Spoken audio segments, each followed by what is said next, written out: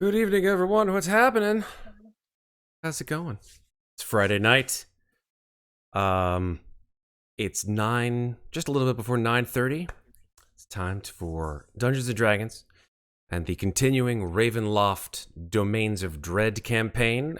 We're down one player tonight, but that's okay because everyone else is still alive. As far as I know. What is that weird rose light behind you, Sarah? I was trying to come up, I turned on my hue lights. I was like, I want something to Spooky as hell. that I love it. worked in the background, but I like the fact that for whatever reason, the camera then decides to put the comforter on my bed into perfect relief, even though that's like 5 feet behind me. It's like a fever dream in a weird kind of way because I see Brutus's tail coming up behind you all out of focus and being like There we go. I feel like that feels it's like Ravenlofty. arms of Adar kind of tentacle shit. It's crazy, which creeped me out in the most perfect kind of way. But yeah, I feel like this feels like a good Ravenloft background. yes, I completely agree. Hey everyone, it's your Ravenloft crew, and we're ready to get started. Unless anyone has anything that they want to announce, talk about, it's cool if you have anything that you want to plug or throw in there before we start. Otherwise, I think it's time we get Still started. technically recovering from last night's Alien game. Oh, I'm sorry. That. Yeah, that was pretty rough. That was fucking brutal. It was rough. But hey, I let's remembered what happened in our last session of Ravenloft, and I'm like, okay, must be a trend. It's who like needs to be sane? It's fine. It's fine. Everything's fine. DM stomps Ravenloft, DM stomps Alien RPG game. just Let's not make it 3. the beatings will continue until morale improves. Oh So no. here we go. I was totally kidding, or was I? Here we go, He everybody. wasn't at all. I wasn't Not even really, a little. not even close. Welcome back, everyone, to the Domains of Dread. Now, if you remember previously, upon entering the misty domain of Borka within Ravenloft, the demi-plane, I should say, of Ravenloft, the four of you have sought refuge within a haunted manor house known as the House of Lament. Within, ghost hunters and members of the Order of the Guardians, Alanic Ray, Arthur Sedgwick, and Cabe Whippoorwill involved you in a ghost hunting expedition, and as well in 3 nightly seances, allowing you to come in touch with an evil spirit who at first called themselves Garland Cords, but of course Garland Cords is an anagram for Dalk Dranzorg, who you know, even in death, being the horrendous spirit that he is, sought to free himself from his unending imprisonment within the walls of the stone tower attached to the manor house. And of course, you unwittingly obliged, as the house itself now seems to awaken. The not-so-happy haunts of this place materialize and come out for a swinging wake. I'm sorry, I just came off of Disney and I went to the Haunted Mansion and I was just like, there's so much, there's a lot of that. So, excuse my grim grinning ghosts. Dalk, however, clearly still holds a grudge against the spirit of the warrior Mara Silvra, whose ghost also haunts these halls, as well as the spirits of the Halvrest family who recently purchased the house before their untimely demise. But in freeing Dranzorg and his undead companions, you've come face to face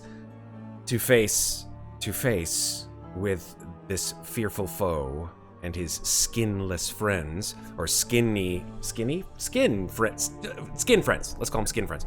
Unwillingly returning his axe to him, and the undead Dranzorg and his boneless guards laid most of you quite low, killing 2 of you in the process. However, unbeknownst to you, and like your compatriot Claudiu, dark powers offered you 2 a way to stay upon the mortal plane, and you both took that offer. To what end that may serve, you do not know yet. Claudiu, however, meanwhile, being the only conscious of the four of you member of the party, berated the ghost of Mara Silvra for her inaction. I think you actually called her an asshole. Several times, if I remember. Really spot on. You're an asshole. She's like, you're an asshole. I was just like, yeah, that's fantastic. But now the four of you, alive at least, lay in the broken tower of the castle, the rain streaming in from the broken roof slats and the storm still raging overhead. So, with that, I'd like to ask, what do you guys want to do?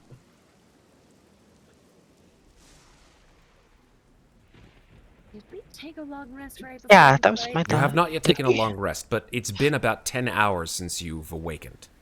If you wish to take another long rest, it'll be a few hours before you can do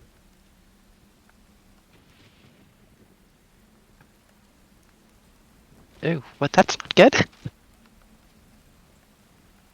I am not pleased. And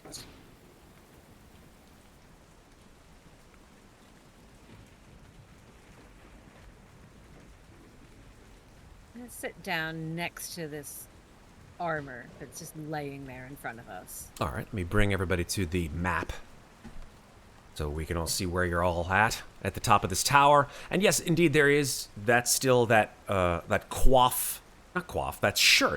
of ringmail that has the sunburst symbol in the center of it, and a sort of a rent down the top of it, which you know is Mara Silvra's ringmail armor. Remind me again, what is the symbol on the amulet that I found? It is, if you're referring to the dark metal amulet that I'm wearing. Where did you? Because you found a couple of amulets. You found one which has a skull, and it has a sort of caduceus inscription. I think that's the one that I'm wearing. Yeah. Okay. Yep. Okay. Mm-hmm. All right. And you haven't found out anything more beyond that. I think you didn't do so well on your religion check for that. That's true. I did not. Then there was another amulet that you found. Behind the fireplace. Correct, behind the picture on the 3rd floor, along with that feather. Yes. And a whole bunch of gems, if I remember correctly. That is correct, yes. Wow, how did those not make it into my inventory? Or are they somewhere else? Did I put them somewhere random? No, behind the pictures, we found a bunch of gems. And what amulet did we find back there? So you found a symbol, which actually was that of a raven head inside of a sunburst. Okay, all right. And we found gems. Correct. Yeah, those didn't make it into my inventory for some reason. You found nine gems. Okay.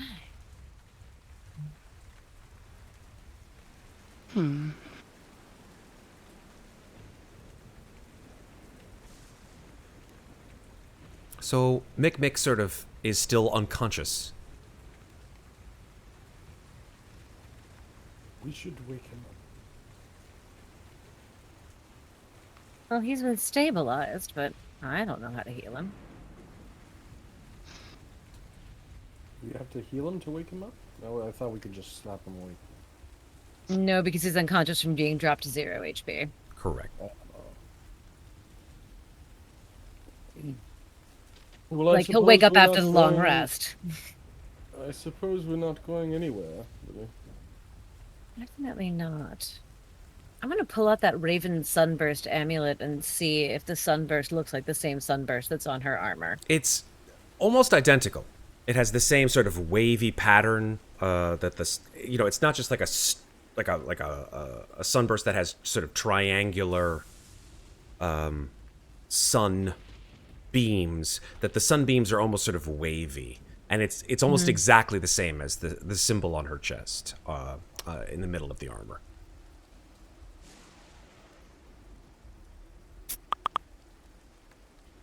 I'm gonna pull out the Raven Sunburst amulet and hold it over the armor. And just kind of close my eyes and say, damn it, Mara, where were you when we needed you?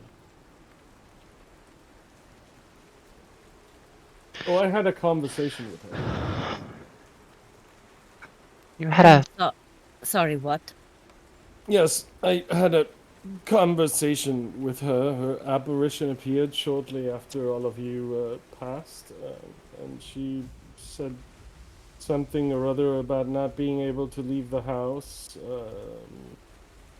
I also took a look outside, and the whole house is surrounded by the mist, so it does look like we're trapped here. Said she couldn't leave. Did you say anything about why she didn't come and help us fight that beast that she trapped here? I don't know. She's pretty useless. I don't think she can help us. Clearly. So basically she's left us her mess to clean up. Well, that's just delightful. Did you try asking her for help, or Well, yes, I did. I don't think you did, actually. You Yes, sort of you sort of just berated her, and then she disappeared. Oh, are you sure I didn't ask her for help? Pretty sure. I just watched the episode right before I started the stream.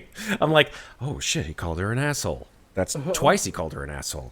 You're an Pretty asshole. sure that I told her something about my friends being dead. Yes, you did. You definitely did. Yeah. You said So- they're dead because of you. Yeah. That's it. So yeah, that's like, hey, help out. That should inspire her to do something about it. And then she guess- said something to the effect of they're like trapped here. Yes. She said And that they then- would be trapped here, along with all the rest who died Right. within the house. Yeah, and then I called her an asshole. Yes, Yeah, very much so. twice. Yeah. Well, I asked for herself help several times, and she didn't do anything. So I'm inclined to agree with Claudiu that she is utterly useless. Oh, God.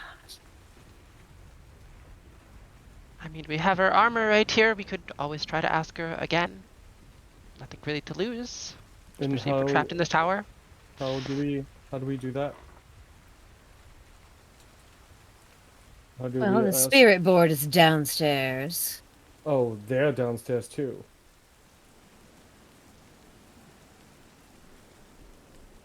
That's just lovely. I hope the locks on the study are strong. See if I have any magical ability at level 3 that could seal that lock for. Probably not. See. No. I have 0 spell slots left. Oof. Yeah, no, we're all tapped as fuck right now. That's right. I was tolling the dead. I was kiting him and tolling the dead. That was funny. I love that. have a solo spell slot that is entirely useless at this current juncture. Has anybody tried touching the armor?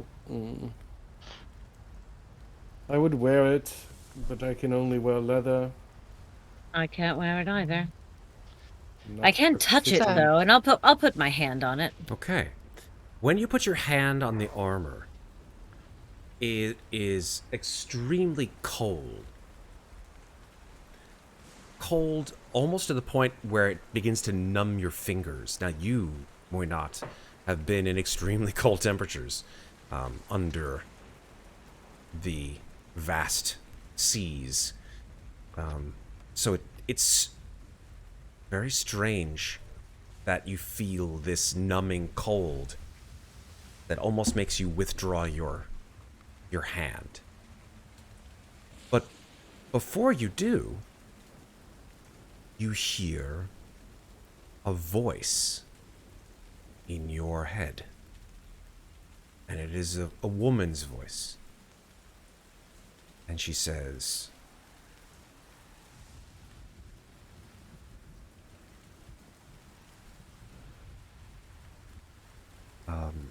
trying to think of the best way to put this. Are you all here? Are you all alive? In a manner of speaking.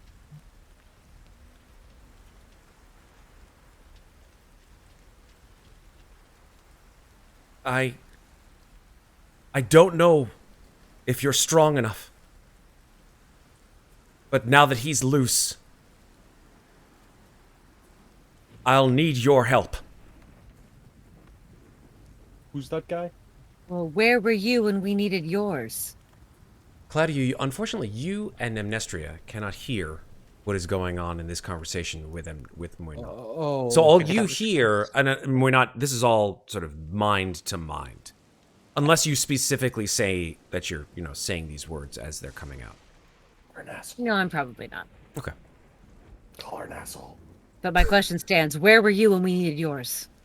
She says, "I am unable to influence things in my current state. I am as much a prisoner in this place as the rest of this awful host of spirits that feed this place with their power." Are you the one who wouldn't let him leave? What do you mean? When Dranzorg spoke to us through the spirit board, he said she won't let me leave. I assumed that was you. Dranzorg, in whatever form he currently is mistaken. In his fury against me and mine in his, our hatred has created an abomination. An effigy of pure hatred, which binds not only us, but all the dead into the floors and walls of this place. And it traps us still.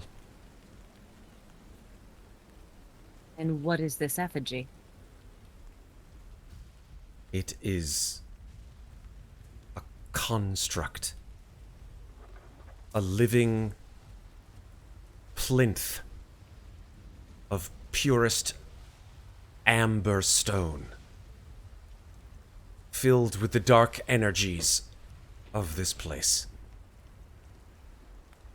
It lives, it breathes, its heart beats within the walls of this place. It is this place. And I cannot, from within, destroy it or harm it in any way. Where is this plinth? It is in the basement of this house. Everything's in the basement. Where in the basement? Beyond the wall. How do we get through the wall? I have some modicum of influence and power still within this place. If you pledge to destroy this thing and free me, at least for now, I will make your passage clear.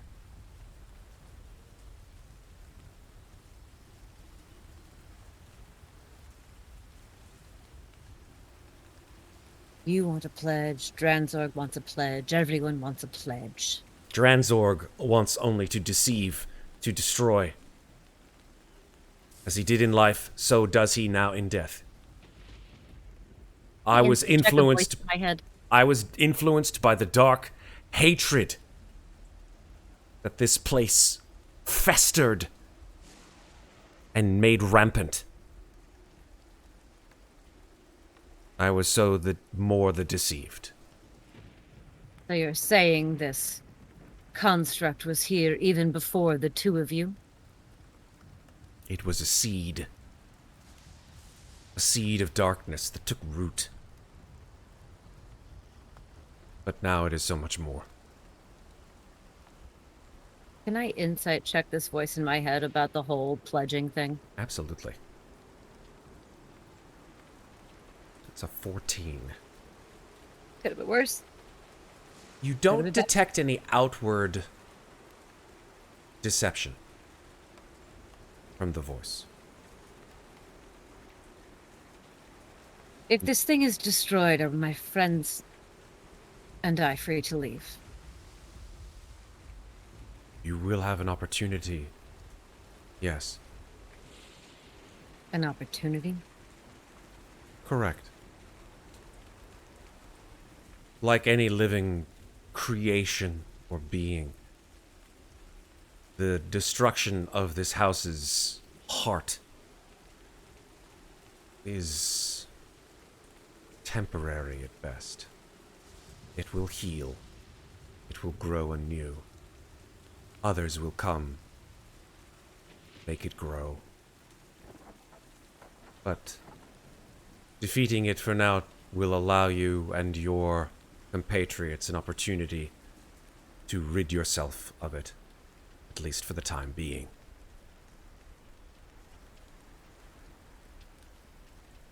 I'm pledging myself to destroy this, you understand, is not a pledge to you. It's only to myself. Yes? Understandable.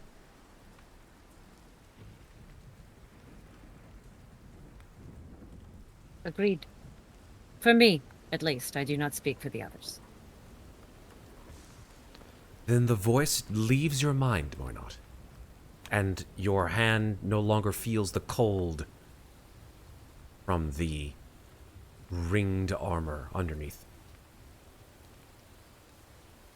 I imagine that during this exchange, her eyes have kind of clouded over as they have when she has sung the songs of the spirits in the past. And so she sort of snaps out of it, Mm-hmm. blinks a few times and looks up and says, well, suppose she's not entirely useless. So, Claudiu and Amnestria, as you've watched this conversation go on, it's been about like 10, 15 seconds where Moynot has been essentially in a fugue state. Not responding, doing one of these things, snap, snap, snap, like talking to her, no response. She's just staring out, and her eyes sort of has this sort of grayish sclera over it, and just staring, her hand on top of the ring mail. And now she withdraws it.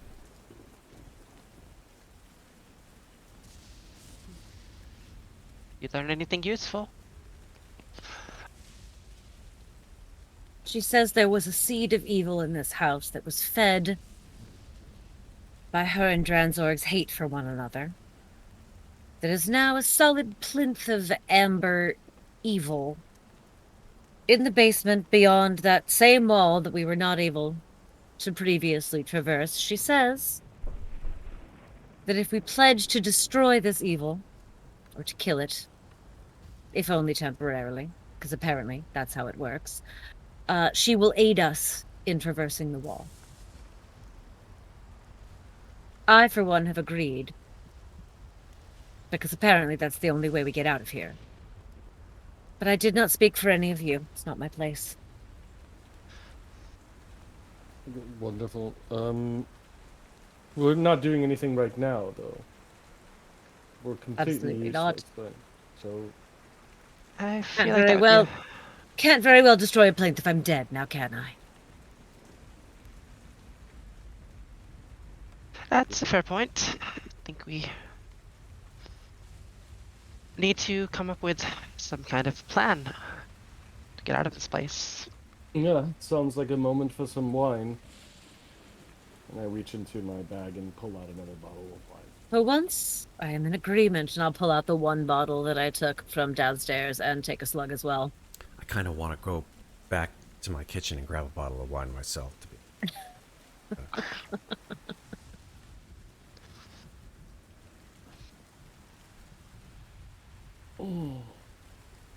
A plinth of amber. What is a plinth of amber? What does that look like? Amber is generally brownish, and a plinth is usually tall, so a whole piece of amber, I don't know. I assume we'll know it when we see it.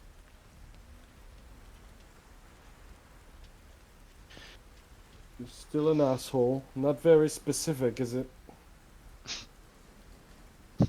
Well, she said it's beyond the magic wall that she can get us past, so I assume once we're on the other side of the wall, it'll be there. I could be mistaken, but you know, What more about our information than we friends had a moment ago. downstairs, the raised Drensnor and his little minions that suffocate?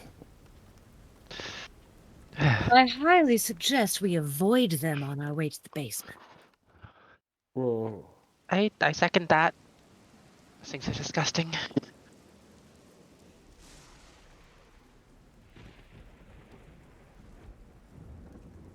Did she say anything else? Maybe what else is in this house that we should be worried about? Well, she didn't volunteer, and I'm afraid I didn't think to ask. I was mostly focused on the means of egress.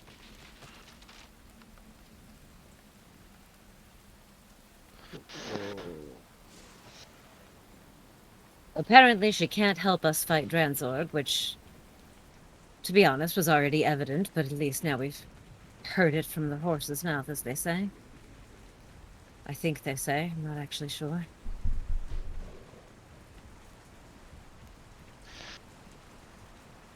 Well, I guess then this shall be our resting place until we're ready to venture forth and deal with that skeletal knight and his sluggish companions. Wouldn't be my first choice, but seems to be the only one we have.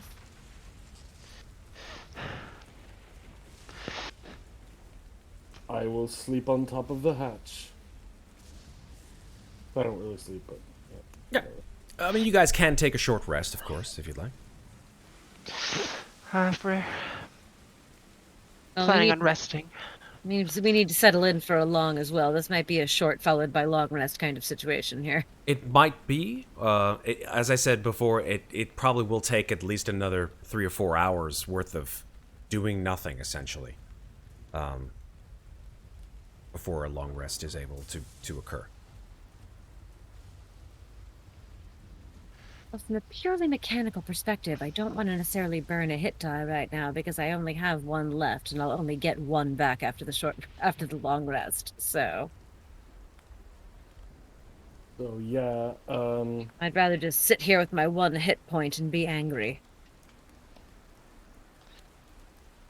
Unless anyone else wants to speak with Mara, that's entirely up to you. As far as I can tell, all you have to do is touch it, and there she is. I believe I called her an arsehole twice. I doubt she wants me to. She wants to have a conversation with me, and I really don't want to have a conversation with her. So we'll meander for the next 4 hours, I suppose, in this little room. Well, I can talk to her if you guys want. I don't mind. Not like I'm doing anything else right now. Entirely up to you, my dear. Right. I will move a little closer and put a hand on the armor. Okay. You put your hand on the armor, and you feel, as Muadnhait did, this numbing cold sort of leach up into your flesh and up your arm, into your shoulder and down into your core. And you had to sort of gasp. It's just so frigid. And this haunting, sort of deep female voice comes into your mind. And it says, You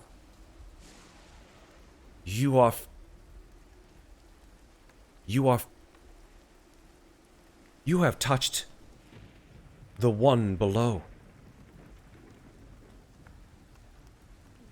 Dranzor, yes, No, Kind of.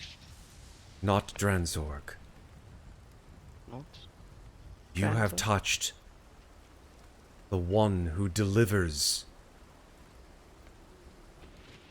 to the place we shall not speak of.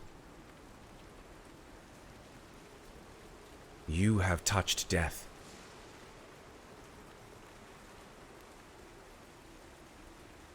Your soul is of two different worlds. Part of it stays in the mortal plane, the planes of life and conflict. And the other half of your soul yearns for the shadowy flitting of those who remain beyond their mortal end. I may call you sister, for that is who you really are at this point. I don't think we're quite that close, and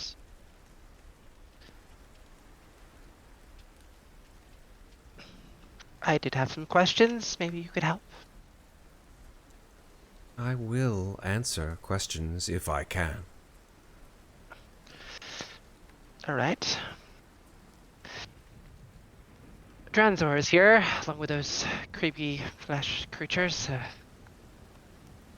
What else is in this home that we should concern ourselves with? The house itself is alive of a sort. It is fueled by those who have come and passed beyond, but who cannot escape. All of the tormented souls yearn to be free, but cannot escape. And therefore, they awaken within this place, within the house. And the house controls their actions. What they may do, who can say?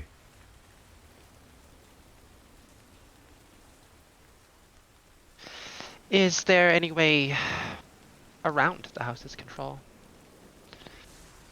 Way to maybe protect ourselves against the darkness of this home? There are remnants of those who came before, creatures of true will. The house cannot influence. Objects scattered throughout this home. Objects associated with entities of, if not pure good, then pure power. And there are wards placed upon these objects and upon these doorways that the house cannot influence.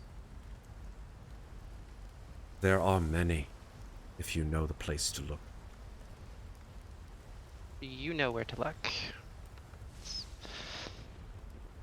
I know of perhaps a few. The first is at your feet. It is my armor in life, whilst I was a member of the Keepers of the Feather, as was my father and his father before him. The house cannot influence that. Can the house influence this room? If we rest here, will we be safe? As we have ended up in this house. We've moved quite a lot, and it's very tiresome. I really don't want to try to relax and find out I'm going to end up in a bathtub again, or under a table.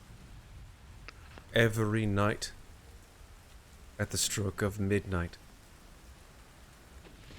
the house retains power over its environs, and those who slumber or dream, entrance themselves to put themselves under rest, can be influenced by the designs of the house.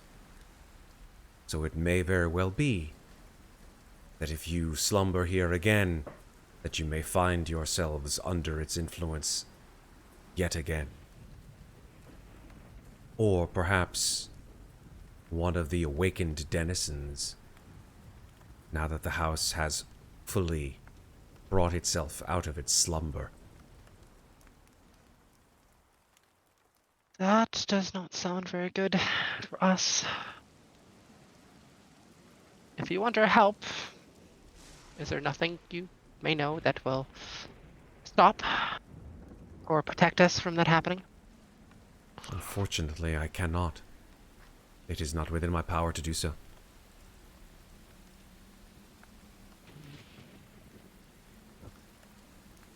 The only place in the house where you may find some respite seems to be where you have summoned the spirit of Dalk Dranzorg. Your compatriots have set up wards and guards, bonds of kinds. There is a special person in this house that emanates these bonds, that the house finds extremely vexing. Abe.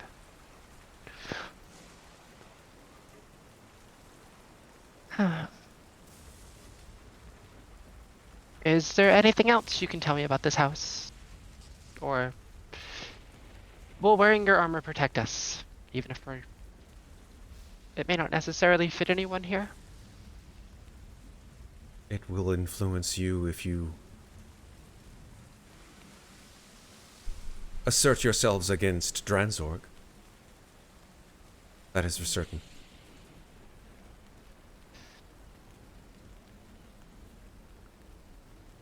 Is there anything else that we should know? I cannot give you that which I do not have. All right. If we do take your armor, will we still be able to speak with you in this manner? If you take the armor and make it one with your soul, then yes, I should be able to influence you in the same way.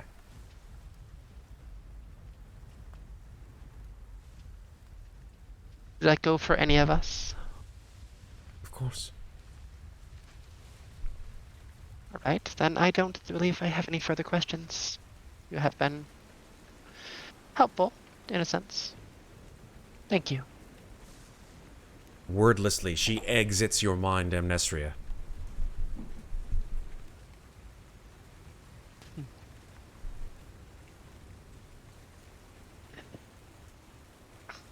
Well, friends, I have some good news and some bad news. Do you have a preference? At your leisure. Bad news first.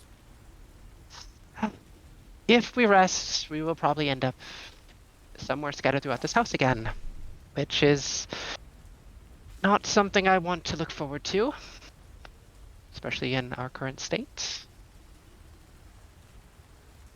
Well, if we move, you may die.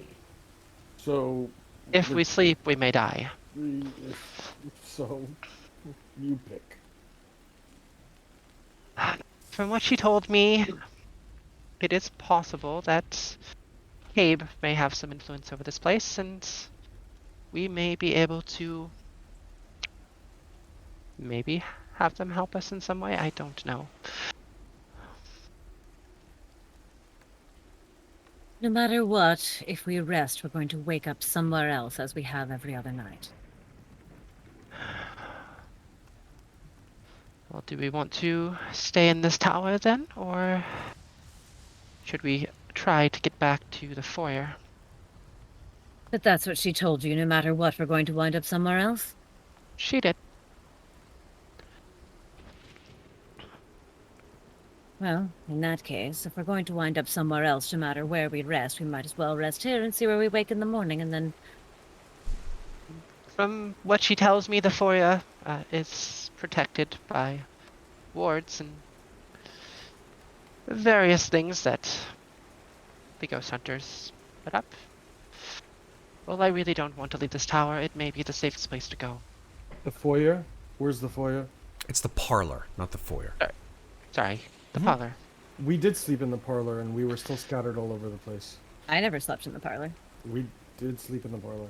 The first I night, slept- The first night. night you all did. Did we? I thought I slept in a bedroom upstairs. Oh, okay, I guess not. I mean, they when you folks died, the creatures walked in the direction of the parlor.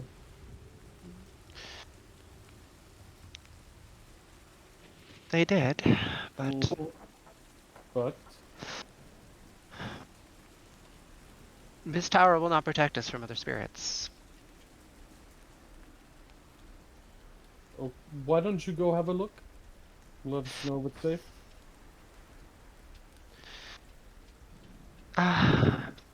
If I must. If we are to go to the parlor, someone will have to carry the small one. The tiny I one. can correct? I can go and check. I don't think it's a particularly good idea, but would probably be useful to find out if the others are still alive. And she did give me some good information, at least. Her armor may protect us from Dark Transor.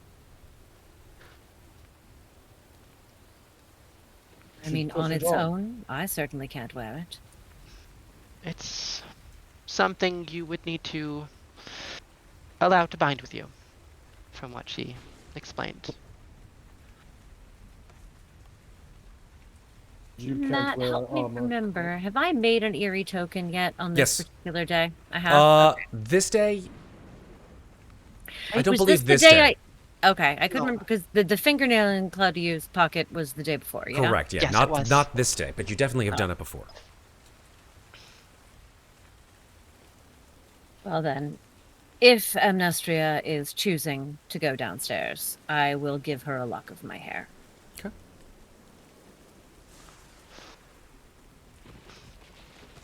Claudiu, did you have a question? Okay.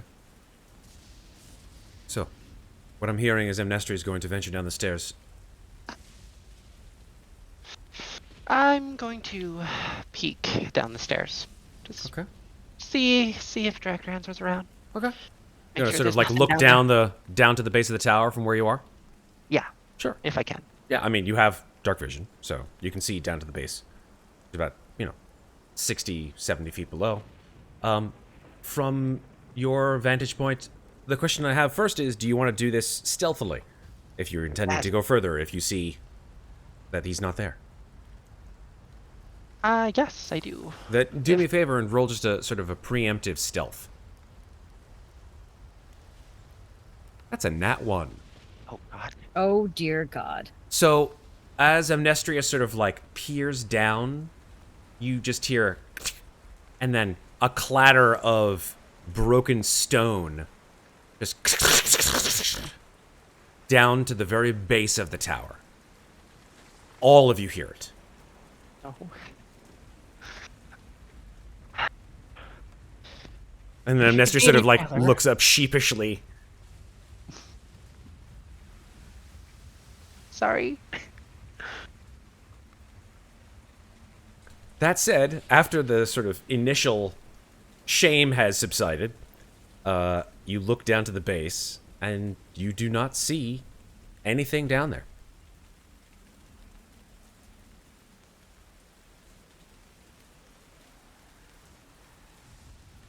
How far would I need to go down to be able to peer into the trying to think of the name of the word. from The hallway? gallery? The Yeah, gallery the with gallery. the... Thank you, the gallery. Yeah, because if we think about it sort of just map-wise, right, you had the base of the tower, which was connected to the room with all of those floating heads, which you destroyed, and that creepy Cthulhu statue.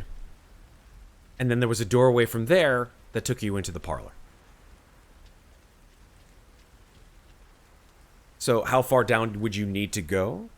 Yes. Probably about, of the 60 feet, probably you could probably see from about, 50 feet down. Okay. Move down a little bit then and try to see if I can see through the gallery. Okay. At all. See if there's anything in there. Sure. I will keep an eye on her. Okay. From the top. Yes. No problem. I'm going to move... Mostly because she has my token, which I'm going to say I tied around her neck. Okay. Let me do this. I'm essentially going to keep an eye on her until I can no longer see her, and then I will trance and watch through the token, see and hear through the tokens so that I know what's going on. Okay. For 1 minute. No problem. Amnestria, you now go all the way down to the lowest level of the tower, and you are able to move around if you so desire. If I want to go further down the stairs, do I need to do another stealth check? No. Well, I'll keep the stealth check until I let you know when to make another one. How does that sound? That sounds fine. Because if you fuck up a stealth check, it takes a while before you have to unfuck it. How does that sound? Fair enough. But yeah, you're not quiet, unfortunately. You hear click, click, click as you come down the stairs. Well, that's no good. I'm going to move about halfway down the stairwell and just kind of keep looking. Yep. Don't see anything. Okay. I will move down to the base of the stairs. And can I see into the that ghastly area that Dr. Enzor came out of? Yeah, I mean, here, you're pretty much right there. You can still see, correct? Yeah. Where you're at the base? Okay, just making sure, because sometimes I can't tell what you guys can see. Yeah, you saw where Dalk Dranzor, left through that archway after he killed you. Or are you looking for the space that he came from? The space he came from. Yeah, you look under the stairs. Yeah, that space with all those bones and horrific... yeah. That space is still there without Dalk or his boneless friends. There doesn't seem to be anything else in there, does there? Just bones and dust. Okay. Well, I may regret this, but I'm going to try to move across the tower floor and try to look into the gallery. Okay. See if I can see anything around the corner. The door from the gallery to the main portion of the house is open. Still nothing, right? Do not see Dalk Dranzor or the boneless.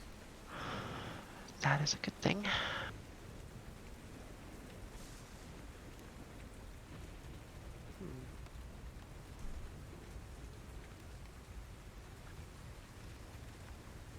I think I am going to just move a little... No, I'm actually going to go back up the stairs. Okay. I prefer that idea. Moynat chickens out and goes back up the stairs. Oh. You mean Amnestria. Did I say that? Sorry. Amnestria. Yeah. I was looking at I was looking at your name. Sorry. It's okay. Yeah. Moynat stays. Moynat does not chicken out. Moynat watches Amnestria chicken out and goes back up the stairs. Okay. Yeah, I think that's a better idea right now. Okay. Let me move you back up to the top. And...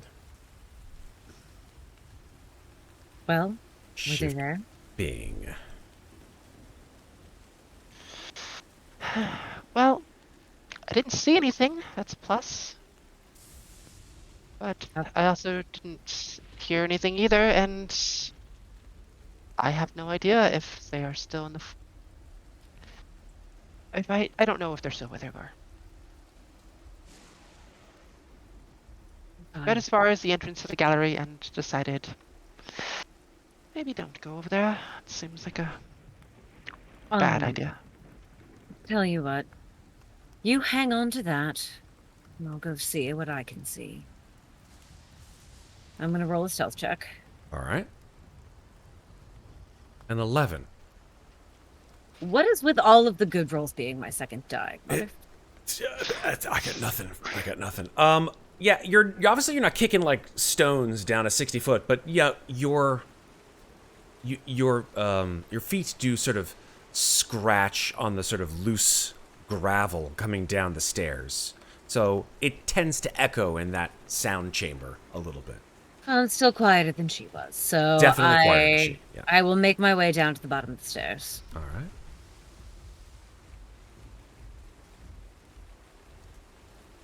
Give me a second.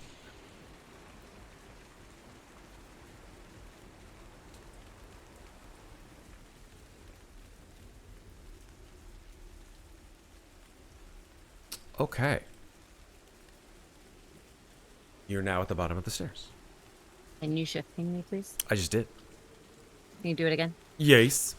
There we go. Now I can see. Okay. All right. I will cautiously make my way over to the gallery. Mm-hmm. You see little bits of stone from where the floating heads exploded from within on the floor. And I will, with the token, send a telepathic message to Amnestria saying, well, the gallery is clear. I'm going to make my way towards the parlor. I would communicate that to Claudiu. Okay. Going to tiptoe across the way. And this is the door to the parlor, Correct. You do see which is open. directly diagonally from you, the door to the parlor is in fact open, and you are able to see the sort of side of Arthur. You're pretty sure it's Arthur. You've seen him enough to know his form, and he is talking in a very low, hushed tone to someone, like whispering something. You hear every other word, like, there's a think I coming.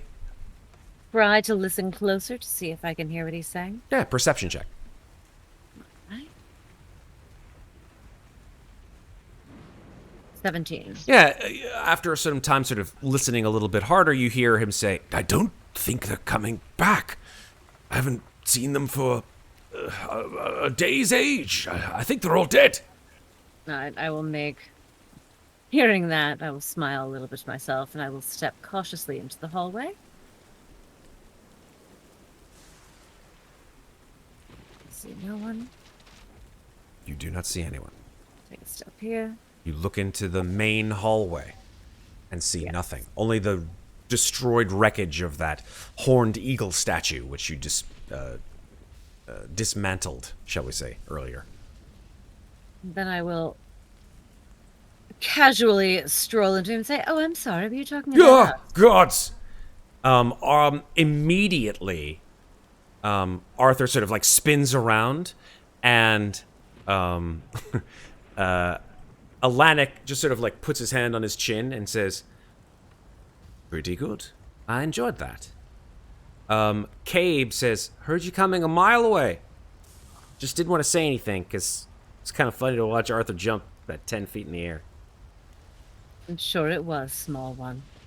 And I will send a telepathic message up to Amnestria saying, the way to the parlor is clear. Can the two of you hopefully the two of you can carry the tiny one. If not, I'll send Arthur. I know she can't respond. I'm just assuming someone will come down and tell me. Okay. Amnestria and Claudiu.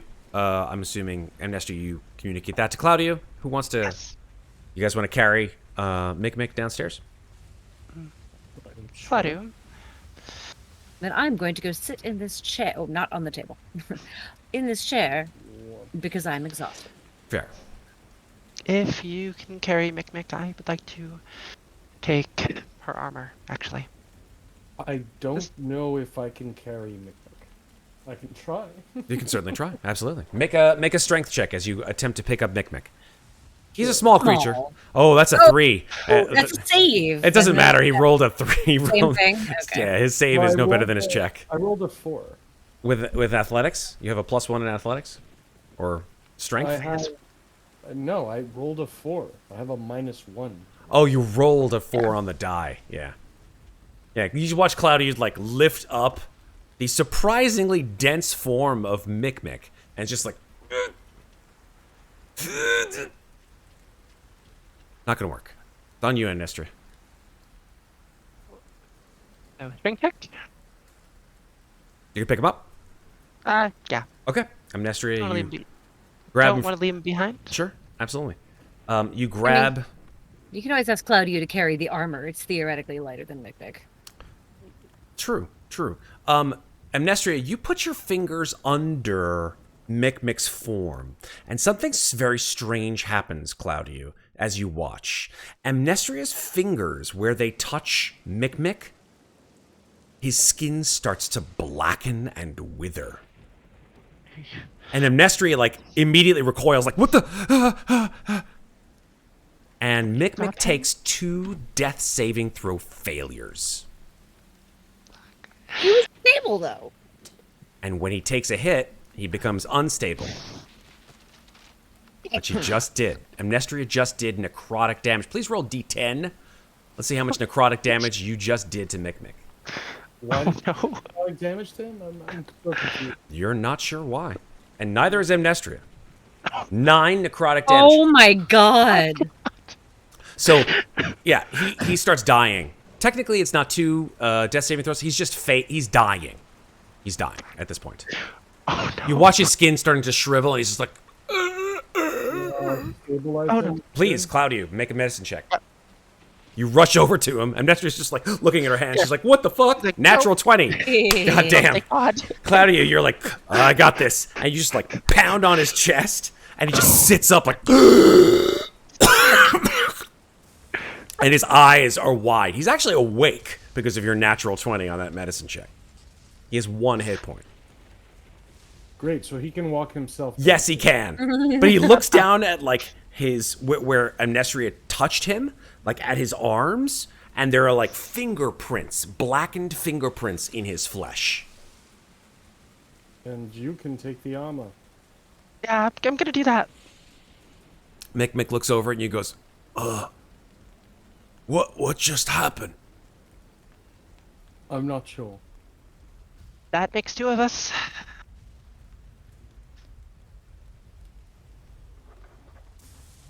I just send another message like, are you going to be all day up there? I'll send her message back.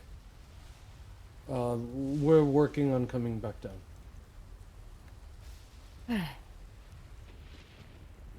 Mikmick stands up, looks really suspiciously at the 2 of you, like not sure what the hell just happened because nobody's telling him anything. Amnestria, you pick up the armor, you sort of sling it, the whole ringmail suit over your shoulder. Claudiu, sort of holster your wine bottle. Is it And- just a chest piece or It's like a full suit. It's like arms, legs, full ringmail. Covers the whole They're- body. are there gloves? Like gauntlets? Sure. I'd say the ring, like those gloves that they use on sharks. And sharks? You've never seen the chain link gloves that they have when they When they handle sharks. they rather. handle sharks in the How they put cage? them on sharks. I Yeah. haven't actually. No gloves. Okay. Yeah. We need to move as quickly as possible, Mikmick. To the parlor. Apparently it has some sort of protection. I don't know if it does, if it doesn't, but let's get there quickly. All right. Why not? Is there? Yeah. I don't really know what happened. The guy hit me really hard and I fell over and You died. I did. Yeah, you died. Nothing good happened. No, actually, he didn't die. He was just very close. At the decent. Look Death dead to adjacent. me. Let's go. We'll have a conversation about it in the parlor. yeah? All right. And after about a minute or so, you all end up in the parlor.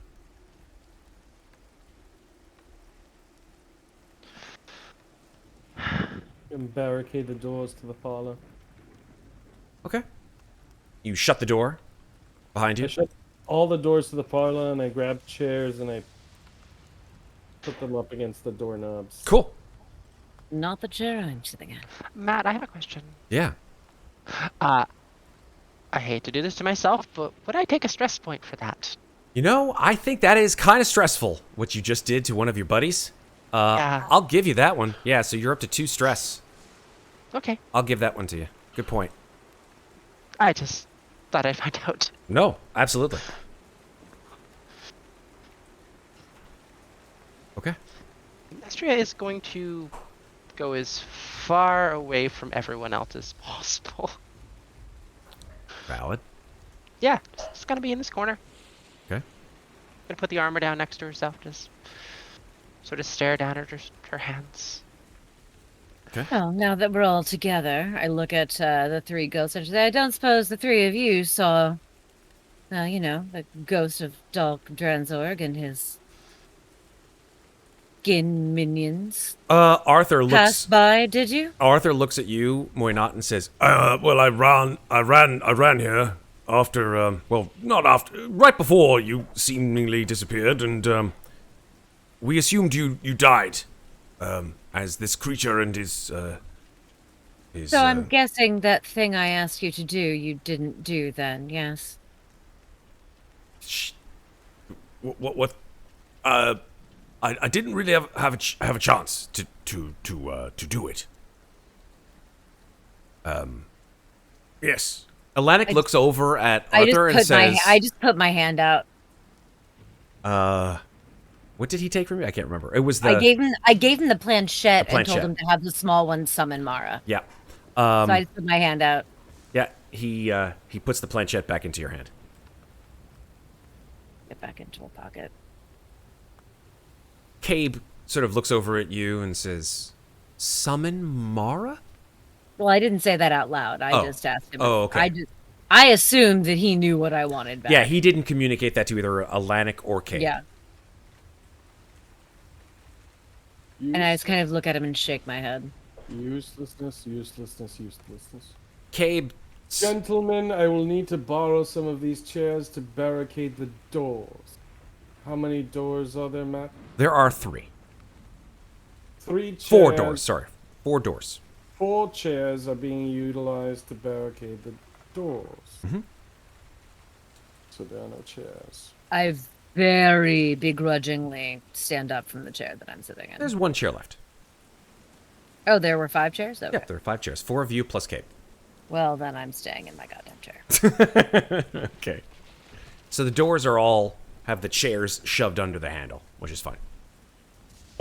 Fleshly things and the undead knight still floating around the house. So you're telling me that they did not come past here after they left the tower? They... Or if they did, you didn't see them? No, they came right to the doorway, Cabe says. Well? But they just walked away. That's because they probably can't get in here. But why? This room is protected by magic, and I mean, you guys put up some wards, did you not? Cabe looks over at Atlantic. Atlantic says, more than what I put up the night before, or the night before. I mean, standard fare within the ghost hunting practice. Occasional symbols of Ezra and so forth and so forth. Well, there's something that stopped them from coming in here. It's a good job you did there. If you gentlemen had any plans of leaving, unfortunately there's no way out of this house now. They look at you in a little bit of shock. Not until we destroy an amber plinth of pure evil somewhere in the basement, which we are definitely not doing until tomorrow. Oh. And this time we will need someone to assist us in the fight. Atlantic and Arthur look at each other, and Cabe says, well, I'll do what I can. Alanik says, well, if you're intending to have us fight against those awful creatures, well, for one, I don't believe that I'm going to be very good at going up or down any of the stairs. If they're on this floor, I certainly can assist. Arthur, unfortunately, seems to be the only person who would be able to help you either up or down. Yes, I wasn't implying that we needed all of you, just that we needed assistance in whatever fight upcoming. I don't know if on our way to this thing we will face that Dread Knight again and his minions of fleshy things. I, for one, plan to avoid that at all costs. But if we do, it would be better if there is an extra person along the way that could assist in the fight. Preferably someone who can wear this armor. Yes, indeed.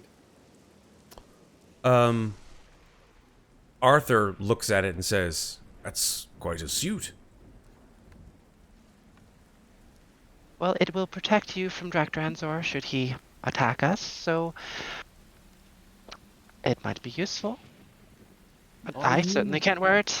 It's Proficient too heavy for someone using a bow. heavy armor.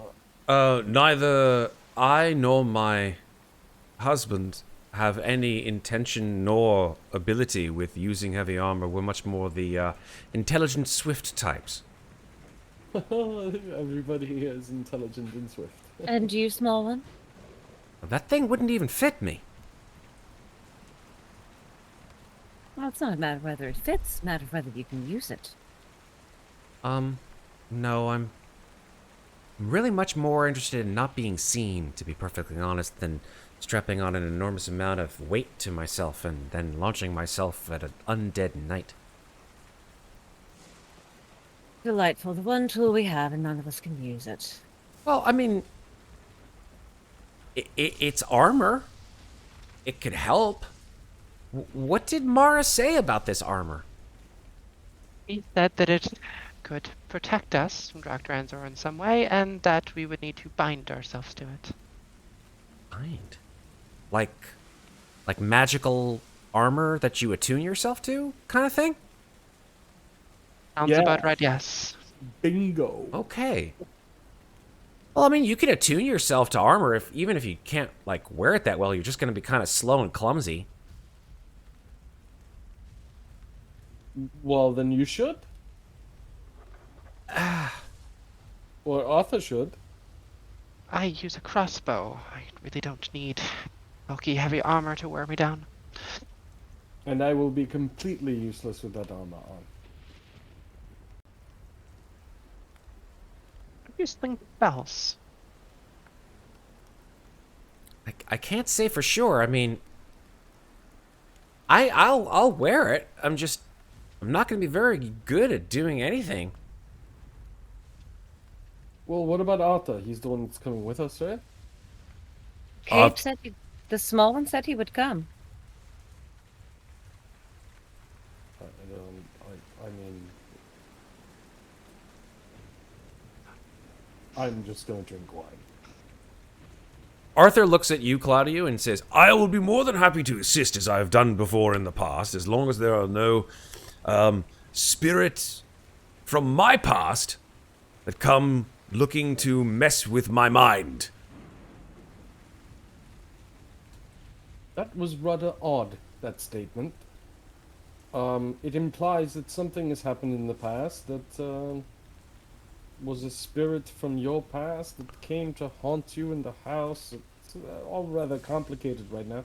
Could you please elaborate? As I told you before, that child spirit, it seems to be either a trick of the mind or an actual haunting of this child that I met long ago whilst I was working for the army. Yes, well, I think the house is haunted, yeah? I And think that's you- quite established. You gentlemen came here to free the house of its haunting, right? relieve the house, so to speak, of its haunting. Yes, yes. Very much so. Terribly Well, sorry to break that's- it to you, but I don't believe that's actually possible. I don't. Yes. Well, that's not the point. The point is, I don't feel sorry for you, sir. It's your job, sort of, right? You volunteered for this mess. Yes. Lachlan makes an excellent point. I didn't volunteer. I was assigned, as were we all, and he looks over at Atlantic and Cabe, by the order of the Guardians, to complete this particular assignment, to make sure that the power of this house and of its inhabitants did not grow. Ah, yes. Then it is your job. And it is the choices in your life that led you to this place, yes? I mean, we're here, we're volunteering, we're taking payment as you are. I don't think it's all very fair to let us venture forth into the danger without one of you coming along. Cabe raises his hand, their hand, and says, I'll be more than happy to jump in. Arthur says, now hold on here. If this is a pissing contest, which I'm seeming to gather the scent of, then I'll be more than happy to join you in your little soiree, if it so requires me. Atlantic says, oh, Arthur, stop, please. You don't need to be a white knight. please. Exactly. You just need to venture forth into the danger with us, yeah? One of you. I don't think they really have much of a choice. This house isn't going to let us go if we don't. Cabe says, do it. well, look, it's no use arguing. Just choose one of us. I Well, choose who the can small swing one. an axe or sword or wear that damn armor? We've determined that no one can wear the armor. Correct. No, but there, And in that instance, but there's a range, I choose- right? There's I a choose the range. small one.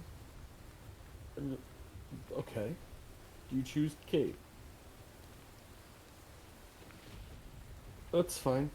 Of the three, Arthur seems the strongest, physically, obviously. That's kind of why I was picking Arthur. Out of game, I'm picking Cabe because A, they volunteered immediately. B, Cabe is apparently the source of the magic that is protecting this fucking room. Exactly. So wouldn't it be better to keep Cabe alive? I mean, Well, we this need is we like, need this is the someone end that's game not fight, gonna- yo. This is what gets us out of this house. We need someone that's not gonna die. Yeah, but this is Like, what gets us out of this immediately. house. I get So it. protecting ourselves from the evil that we're trying to fight will help us get the fuck out of this house. I agree with Marnot. That does seem like the better plan. Also, Arthur fucking ran away in the last fight. Fuck Arthur. Arthur's a pansy. When the going gets tough, Arthur splits. Like, he's strong but useless. Then tell Cabe to put the armor on and have it be Cabe. Out of character. Doesn't matter. I feel like we have the armor and no one can use it unless Mikmick can. I think Mikmick is the only one proficient in heavy. Are barbarians proficient in heavy armor? He's not No. proficient in heavy armor, unfortunately. God damn it, yeah, so- because he took the battle. What did he take? Uh-oh. When you're an artificer, you have several different paths to take. Well, he's only one level of artificer. He's two right? levels of artificer. Oh, then he doesn't even have an artificer path yet. You don't So get he that till level 3. does. He does. Oh. He does have an artificer path at this point. It is, or at least, let me double check. You don't get that till level 3 of artificer. Oh yeah.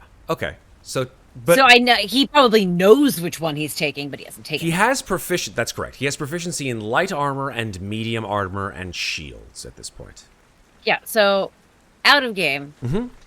This armor is lovely. We literally don't have anybody who can use it without it hampering their class inherent abilities. Correct. That's just where we fucking are. Unless it is so magical that when you attune to it, it overcomes that, but we don't fucking know. Unless someone has an identify spell to tell us that. Honestly, I don't even think I have the strength to be able to put it on. I don't either. We're in the same boat. I'm also a -1 strength mod. I'm not In-game. -1. Does anyone in this game have an identify spell that they can cast on this fucking this Yeah, armor to find out? I think you have to have a Mikmick. 12. I think you have to have a +1 to put that on. I'm not sure. Out of game. But I mean, does anyone have an identify spell so they can find out if this special magic armor ignores believe proficiencies? I do not. I'm I don't checking know. Mikmick's character sheet. Mikmick know does. Mikmick does have identify, and he has I was like, one slot left. Well, this day is almost over, so I feel like perhaps having Mikmick identify this armor would be exceptionally helpful. Okay. I agree. He can cast it as a ritual, and he doesn't have to I was drop the going to slot. say, in game as a character, Moynihan was going to say, well, if nobody can use this magic armor, which we know nothing about, except for the fact that Mara has told us it can protect us, then the armor is a moot point. But I will tell you, and you can report this to your Aura of the Guardians, that from what I understand from speaking with the spirit of Mara, is that there was a seed of evil in this house. And from the hatred that she and Dranzorg felt for each other, it grew into the force that we're now dealing with. And we can kill it, destroy it, but only temporarily, long enough to escape. And after that, we should all get out and make sure no one ever comes here again. It grew into a pinchet of amber, correct? A plinth of amber that it A plinth. embodies the spirit of pure evil, apparently. Something Of along those lines. Amber. Yes. In the basement. Which she could apparently help us get to. Well, all this sounds fantastic. Are we just gonna leave the armor here, or Mikmick is he's gonna spend 10 minutes, or what do you want to? I'm good either way. Have I Mikmick identify. vote for Mikmick to identify it, too. Mikmick. I was trying to RP Mikmick volunteering to do so. Yeah. He takes the armor in his hand. He says, "Right, so this is gonna be about 10 minutes. I hope you guys don't mind waiting. I'm just gonna." Not We're in the waiting till slightest. tomorrow morning, so please take your time. I put my feet up on the table and close my eyes. Okay. So he spends 10 minutes sort of staying quite a far distance from the fireplace. And also, I'm probably on the other side of the room, considering Amnestria and Claudiu, whatever the hell happened up there, and the top of the tower. After 10 minutes, and you guys are more than welcome to spend that 10 minutes doing other things, he says, "All right, I think I know what this is. I mean, it's pretty clear. It's Mara's armor. This is special magical armor. Unfortunately, I can't wear it. But if I had the ability to do it, it would give me a additional layer of protection. And I feel like, according to what I'm understanding, that if I were to wear it, or anyone to wear it, that the innate power of Mara would flow through me if I were to ever face Dark Dranzorg and my or anyone else's attacks against him." What exactly would it take to wear this armor? In game, it would take a proficiency in heavy armor. Yeah, so Definitely no out. no magical And overcoming a of minimum strength score, right? And a minimum strength score for that. I don't know if proficiency is required for heavy armor at a strength level. Let me check. I Heavy think armor it just requires imposes disability, like imposes. It does if you're not proficient in it. If you're not proficient, it imposes penalties. Here we go. I'm looking up the rules. Heavy armor. Only proficient warriors can manage their weight and bulk. It doesn't have anything to do with strength specifically. If you look at the Oh, there we go. No, the armor class. Yeah, none of the strength. Not for ring mail. For chain mail, you need a strength of 13. For splint mail, you need a strength of 15. And for plate mail, you need a strength of 15. But ring mail, there is no needed strength. Oh, okay. All right. What I kind of didn't know penalties would it have? Penalties? Yes. If you're not proficient? Yeah.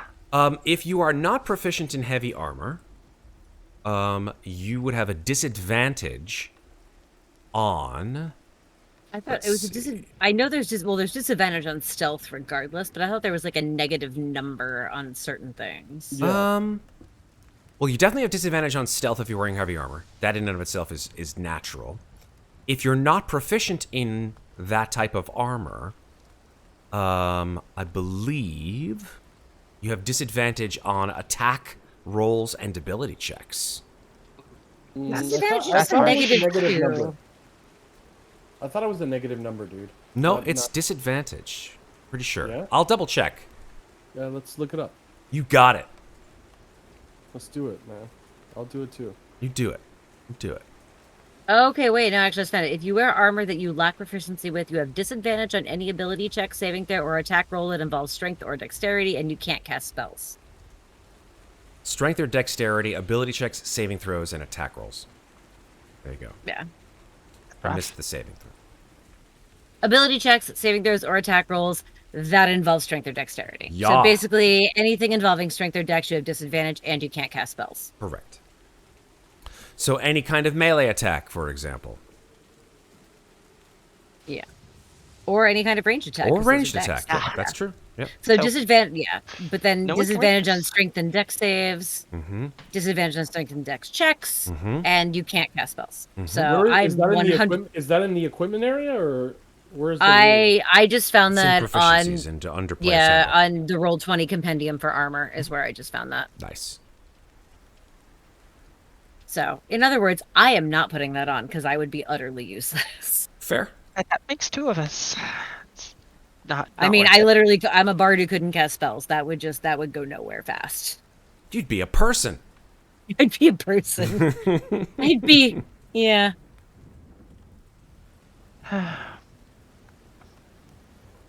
Well, I guess we would have to leave the armor here then. JF Messon says, least buff party ever? Question mark? For sure, yeah. You're all a bunch of 100%. nerds. I'm not a nerd. Okay, you're fucking a bard. you're a theater kid. There you Some go. of us just really have buff minds. Okay.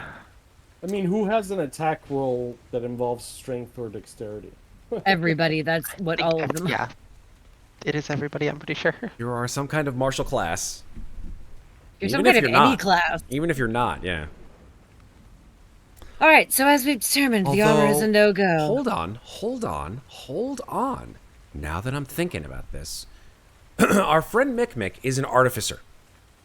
So although he will not be able to cast spells, he would be able, as far as I remember, to change his intelligence modifier or his attack rolls. I think that's part of what an artificer does. I'm checking on that, though. I'm gonna check Interesting his. idea. I'm gonna check his attack abilities here. Okay, sir. I Is your can't remember spellcasting from my abilities last artificer, but I intelligence? think you might be right. Let's see. So battle axe, for example. No, his battle axe is strength based. But it depends on if you set it up right. Let me look. Yeah, that's true. His pistol That is also dex that might be a based. later level artificer trait. Maybe. You may be right.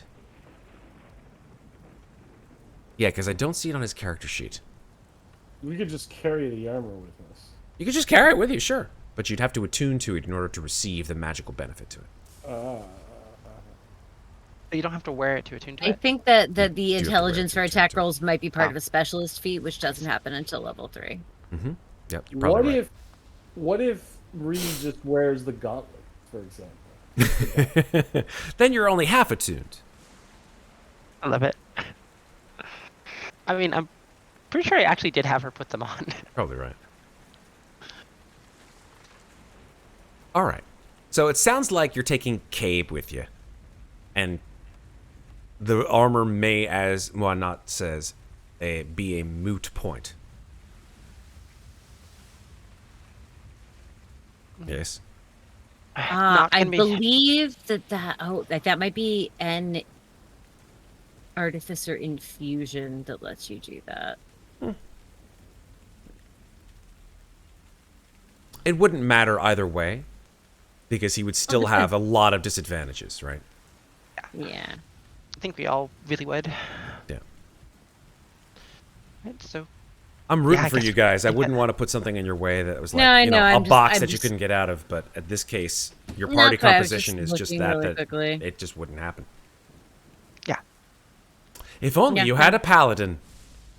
Guess what? If we had time to level up, one of us could take a level in something that lets them wear heavy armor, but There we go. we don't have time. So, Nope. All right. So it sounds like you're just gonna keep the armor here in the room, yeah. and good old Cabe's going with you Okay. After we sleep. after you take a long rest and find yourselves wherever the fuck you're gonna find yourselves. That's just not the basement, please. It's not the basement. Not the basement. Hey, it's up to your roll. It's not up to me. So No, I no, know, wait, right? I thought if we Oh. slept in the parlor, we would be all right. No. No, just other spirits can't get us here in the night. So, Oh, Quick so we'll play- still be teleported. it a quick seems to be plan the of case. action, depending on where we all wake up. Actually, two quick questions. One, we found a sprig of belladonna. Did we ever try to use that to open the nursery upstairs? You did not. Might want to try that before we go to the basement. Second plan of action, assuming that we're all going to wake up in different places and these three will still be in the parlor because that seems to be what happens, where should we all meet in the morning? The parlor. Here? Very good. I think actually maybe we should find a place on each floor to meet. Regroup per floor and then meet in one place? Yes. Why? We would be scattered everywhere. Because if two of us end up on the same floor, Travel in pairs. exactly. What if one of us ends up on the first floor? Then come to the parlor.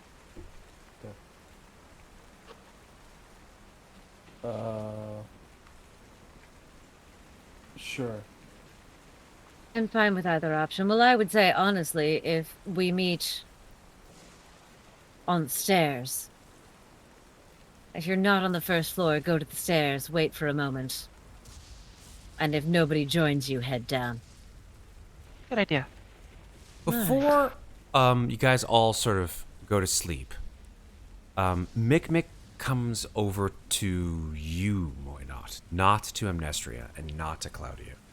And he says, "Hey, Moynot, do you have a second? Of course, tiny one.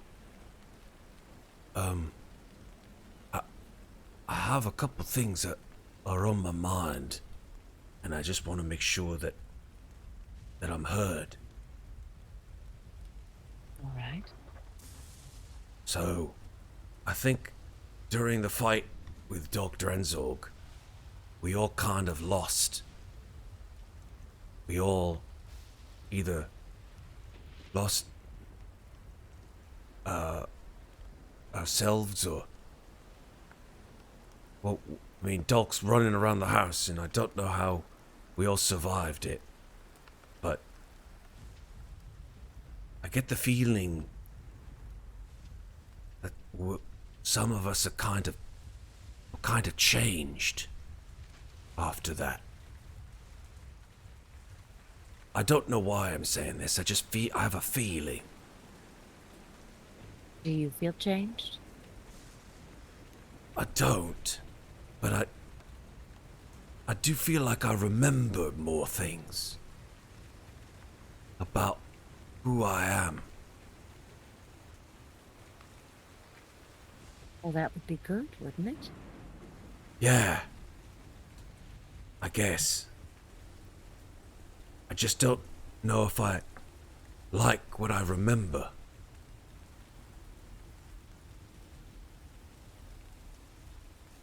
It's more visions and images, really, than anything. I remember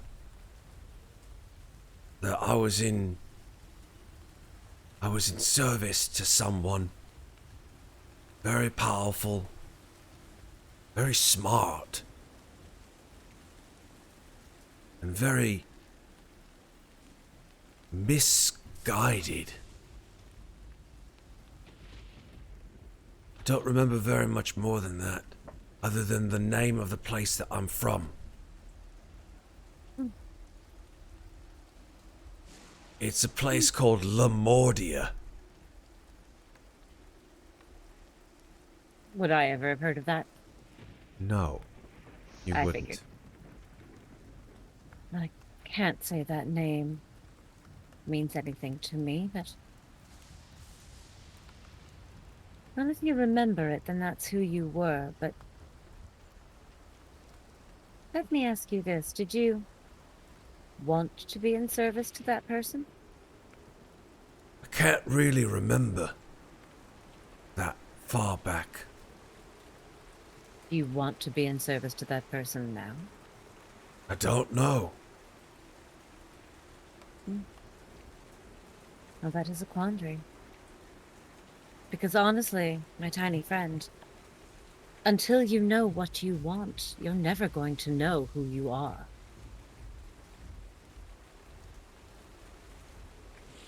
I'll keep that in mind. But don't let it trouble you. You're young. I'm sure you'll have time to figure it out.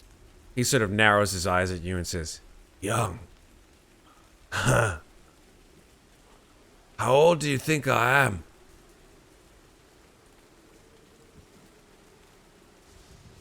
I mean, to be perfectly honest, I have no idea. But... I don't even really know how old I am, so what does that even mean? So I guess we're both as old as each other. If you like. Hey, I know that when I came out of the mist, you're the first person I saw. And you didn't do to me what you did to that man with the musical instruments. You could have. You could have just turned around and broke my neck like you did him. I could have, yes. But I had no reason to. What was your reason for breaking his neck? He had something I needed. Well, let's hope I don't ever have something you need. I hope that too. He gulps for a second, he says, and he sort of gets really quiet, and he says, I'm gonna tell you a secret now. And I'd really like to make sure that you don't let Claudiu or Amnestria know. 'Cause I'll be honest, I'm not quite sure I trust them really that much. All right. I woke up in the tower after you left. I sat stark straight up after having those visions. And there were these on my arm. And he produces his arm above his gauntlet. And you see fingerprints almost sort of melted into his flesh. Blackened fingerprints and hand marks that have just sort of dissolved the skin and muscle so much so that they've atrophied in those places. He says, I think these came from Amnestria or Claudiu. Neither one of them would tell me where it came from. You didn't ask. He did. Did he? He did. Moynad's eyes almost imperceptibly flicker first to Amnestria, then to Claudiu, and then back to the marks on Mikmick's arm, and says, well, that's very interesting indeed. And I won't say a word. Thank you. Of course. How do you know that this Mara Silvera isn't gonna turn around and plunge a dagger in our back? I don't. But she didn't lie about who she was. And I like that.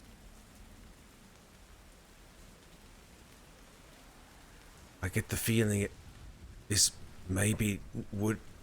I don't know. Is she the only Mara Silver around? Or are there more than one of them? I don't know very much about ghosts and spirits. I don't know very much about land dwellers and their families, but out of game, because now Mikmick is making me think of this. Because I had a dream of the Mara that was fighting Dalk Dranzorg. Mm-hmm. Is there a roll I can make to determine how convinced I am that the Mara that I spoke... And the Mara I saw in my vision was wearing this armor. Correct, yeah. Okay, that's actually enough. I don't need to roll for that then. I just need to clarify. Mm-hmm. And say, well, the first night we were here, I had a dream. And I saw her. And she was wearing that armor. And I could feel her frustration and rage at this man who was trying to take what was hers. And she was wearing that armor. And when I touched it, she spoke to me. And while, until very recently, well, to be honest, the idea of spirits had never really crossed my mind. But I don't know. Call it a gut feeling. For some reason, I trust her. I could turn out to be wrong. I guess we'll see. All right. Well, I'm off. I'm gonna go into the corner and just sort of do what I do. Don't go far. Never do. You have a good night sleep. Good night, small one. Tiny one. So. And he just sort of goes into the corner here and sort of shuts his eyes. Before he does so, though, he looks over at you, Amnestria, and specifically at your crossbow. Like, he looks directly at your crossbow, sort of standing there staring at it for a second. He goes, I like it. Could use a little bit of an upgrade, though. Whatever. And then he just sort of moves into the corner. Just kind of mumbles that to himself, right? Mm-hmm. Okay. Loud enough that you can hear him. Smell an infusion coming in the morning. Fucking love artificers so much. They're so great. Okay. With that, everyone sort of bunks down, gets ready for the inevitable. Unless you guys have anything else to do before you all take a long rest. I'm hearing nothing, and Alex is away from keyboard. Not that I can think of. I'm ready. I'm ready to, like, re-up my shit over here. Let's do it. All right. Damage. So, number 1, long rest. Activated, right? Boom! Long rest. So, you guys can drop your, re-up your hit points to maximum. Re-up my bardic inspiration. You get, Alex, re-up your hit points. Long rest is completed. So, before whatever happens, your long rest does complete. You drop your, you re-up your hit points to maximum. You get half your hit dice back. All of your long rest stuff comes back. Your slots come back, etc., etc., etc. And then, I'd like y'all to roll Z6. Oh, boy. You. Time to find out where we wake up, yeah. Me and Mikmick would drop a stress point, right? Yes, that's correct. After a long rest, you drop a stress point. You no longer have 2. You now have Juan. Oh no, Alex. It just tells you where you wake up. A 6! I feel like I've rolled that before, but it probably means something different on day 4. 1, 4, 6. Mikmick. Roll a d6. Two. This time? 1, 4, 2, 6. Everybody's in different places. I love it. Mr. Never Split the Party is so full of It's not my shit. fault. It's not my fault. You have an exactly equal chance on a d6 with 4 people to have, I believe, at least 2 of you have in the same place. And yet, statistics. It happened rules. once. It happened once. It did happen once. That was fun. You guys were like, I think we were like We woke up like spooning. It was Yeah. weird. Under the yeah, table. in the same bed. I was like, what the? No, and we woke up in a you're bed together. Yeah, you Yeah. woke up under the table alone. Yeah, that's true. Oh yeah, in the under the table. Yeah, under the table. Yeah. Oh, yeah. You were with me under the table. Oh, Yeah, I thought we both woke up woke in up bed the for deck. some reason. Yeah, Oh, it's- okay. Whatever works. All right. Okay. So, let me move you all to the places that you find yourselves awakened in. The lightning is going like crazy at this point, by the way, as does the wind. And that's what wakes all of you up, this giant Nice. lightning bolt. It does send a little shiver of joy through Muadnhait's heart. Oh, the storm's going full bore now. Oh, she's loving it. Loving it. Okay. Noted. Hopefully this isn't too loud for y'all listening at home. All right, so let me move Mikmick to where he ends up. He moves up over here. And let me move Muadnhait out. She ends up here. Amnestria. Oh, God. Okay, Amnestria ends up on a totally different floor. Here. That's okay. We'll move you, Maeve, to that floor so you can see where you are. I'm going to shift ping you, Maeve, because that's where Amnestria ends up.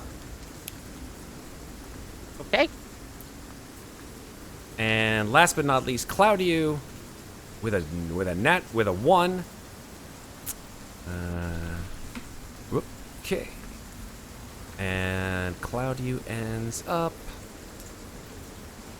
on that same floor as you, but in a different place. Claudiu.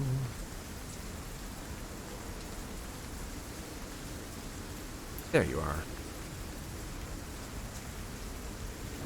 Boom. All right. Everybody's in their disparate places. Let me just move Claudiu to where he is. Alex is here. Okay. So, Claudiu, you are here. You waken sitting in one of the chairs around the small tea set that you remember being on the second floor of the house. So let me just move everybody to their places. Let's just go. Let's start with you guys first. We'll go in this order. We'll go Claudiu, and then Amnestria, and then Muadnhait, and then Mikmick at the end. Sounds good. Claudiu, you are here in the room. You awaken in this room as a giant lightning bolt crashes through the ground and emits an enormous peal of thunder. And you sort of sit up as you're no longer on the floor and you're just sitting in this chair. And in the other 3 chairs, instead of them being empty, are 3 skeletons. Whoa. Okay. They are not animate, as they don't reach out their hands and try to grab you by the face, but they're just sitting there, just like. And you turn to look at these skeletons, and you look at the window, and there is an enormous, unblinking eye, as big as a tray of, I don't know, maybe 3 or 4 feet in diameter, just looking through the window, just a single eye. Here, I'm gonna give you a visual clue. It's like this. Yeah, I get it. You don't have to zoom in on your eye. Okay. It's like Tales. It's like that old movie with the witch on a plane. Yes. I like that Giant I monocle? walk back from being AFK and it's just Matt's eyeball. That's the in one. That's camera. exactly right. There you go. That's exactly what Claudiu. That What what you was said. that? What was that movie? With the eye. No, it was a series of like stories. And there was a witch on a plane, and there was a moment where they were in a haunted house, and there was an eye at the window. Oh my God! Anybody in chat watching this, let me know what Alex is talking about. I think he's I gonna can't Google think of search this it. either. Is so. this? We're not talking about Tales from the Dark Side, are we? Or like, the Twilight Zone? No. I was like a It's witch. the on a Twilight plane? Zone, dude. The Twilight It's the Zone? Twilight Zone. Okay. Oh, I was thinking Twilight that being Zone. like the gremlin on the wing. Yeah. Nightmare at 20,000 feet was the Yeah. thing on the Yeah. plane. That I The remember. Twilight Zone. Yeah. Yeah. So yeah, you look up and there's this giant like eyeball just staring at you, and I'd like you to make a wisdom saving throw. Oh dear. Sure. Make wisdom saving throw. Let's do it. Roll 20. Open my character sheet.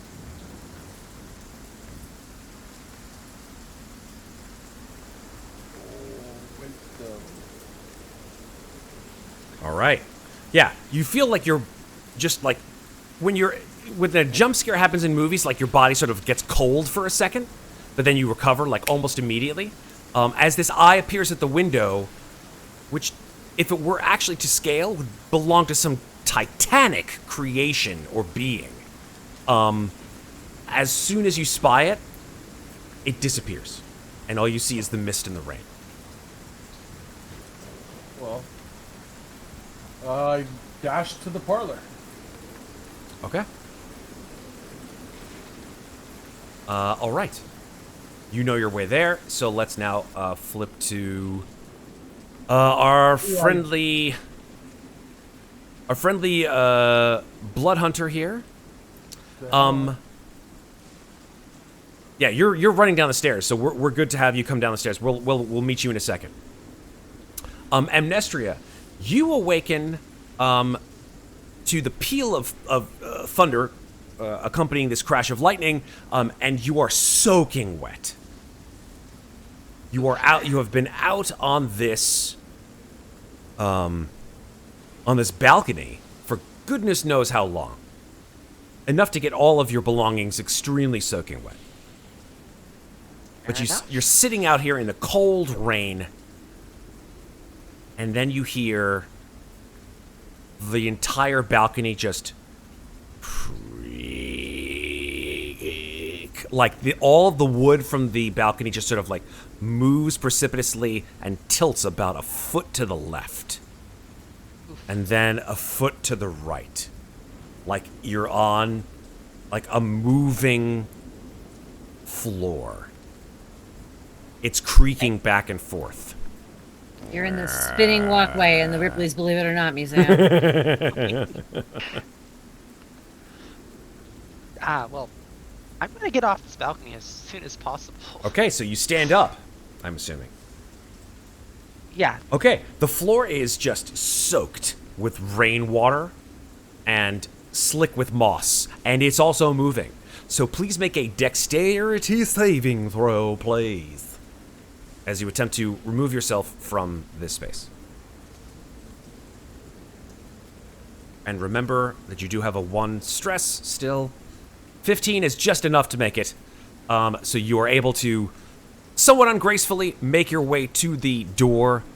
The French door is leading inside, although you feel that this thing is just like literally just going back and forth and back and forth and back and forth, like it would toss you off if you did not make that save. Yeah. I mean, the irony is I decided not to go on this balcony last time. That is ironic. Ain't that the truth? So, as soon as I get inside, Yeah. I am going to take out my crossbow, and I am going to make sure to cast Rite of the Hunt. Okay. Rite of the Hunt. Tell us what that does, please. No, sorry, Rite of Dawn. Rite of Oh, the Dawn. Rite of Dawn. There we go. I remember that one. I cast it last time, but didn't get to use it. That's true. You didn't. Okay. So, new day, Rite of Dawn, and you don't need to actually do damage to yourself for that one, or remember. right? It's Correct. only the fire one that you do damage to, right? So Yeah. cool. All right, Did that know? cool. So that basically makes your crossbow a radiant damage dealer, right up, Dawn. Yeah. Cool. Very nice. Here you go.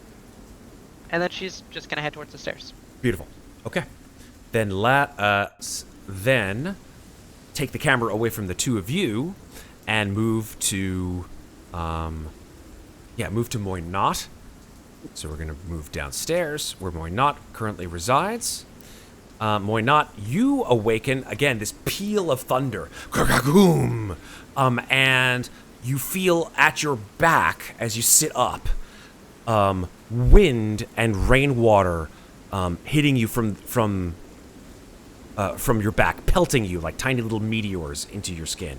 And it's certainly unpleasant. The rain has turned to tiny little icicles of hail, like tiny little knives, like needles, and they're just through the holes in the stained glass window in the ballroom in which you currently reside. I sort of roll and turn to look up at the window.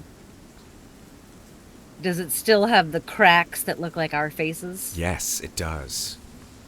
Nothing Has has anything- changed. Nothing has changed? Nothing has changed on the window, that's for certain. I look around the rest of the room. Okay. When you look in the ballroom, you see that the floorboards of the ballroom seem like in disrepair, like they seem to be sort of like cracked at sort of jaunty angles, like something is coming up from underneath is pushing the floorboards up. Oh, delightful. Are there specific areas that look more treacherous than others, or is it just the whole thing? The whole floor. All right, well then I'm going to stand up, make my way down off the stage, and then I'm just going to carefully edge my way along the side of the room here to get to the door. As soon as you go back one Here? square. Yes. As soon as you step into that area, the crack closest to you widens, and a skeletal hand jerks out of the crack and starts to grasp at you. Please make a dexterity saving throw. Oh.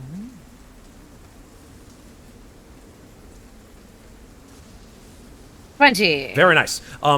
The skeletal hand is pretty easily seen as it sort of wrenches its way out of the floor, and you're able to dodge out of the way as it reaches for your ankles with these, like the tips of the fingers are almost sort of sharpened and claw-like. But you're able to dodge it as well as all of the others if you intend to leave the room. Oh, I absolutely do. Excellent.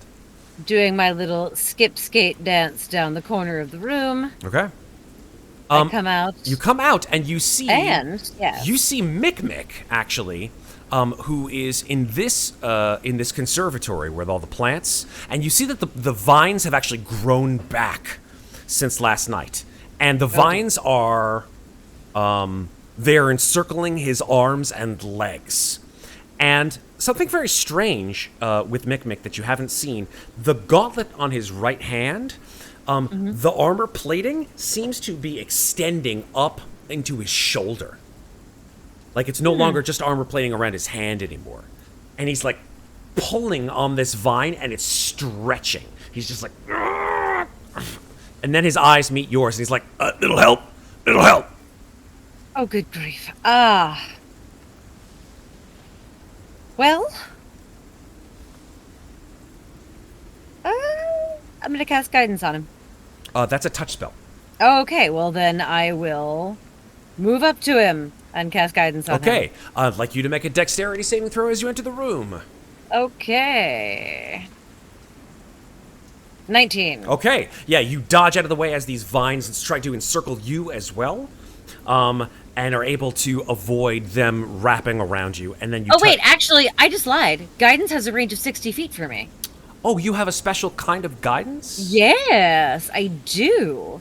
Interesting. Because I'm a College of the Spirits bard. That's guidance, right. Of course, how guidance could I has forget? a range of guidance has a range of 60 feet for me. Cool, so we'll go ahead and redact all of that, and you just move your hand toward him, and a ghostly version of your hand, sort of skeletal in nature, comes over and taps. Actually, I think watery in nature. Even better. It sort of like looks like a sort of like a pseudopod, like from James Cameron's The Abyss, right? There you go. It's like scoots through the air past all these plants, scooting around them, and touches Mikmick on the shoulder. He will then intend to get out of this mess that he's in by making an escape. He will choose dexterity as his escape and hope to God he can get out of this And then, thing. well, Actually, if no, I have to go back in, then I'm going to keep that 19 dex save to go up to. Sure, go he's over actually there. going to make an athletics check to get out. There you go. Normal roll.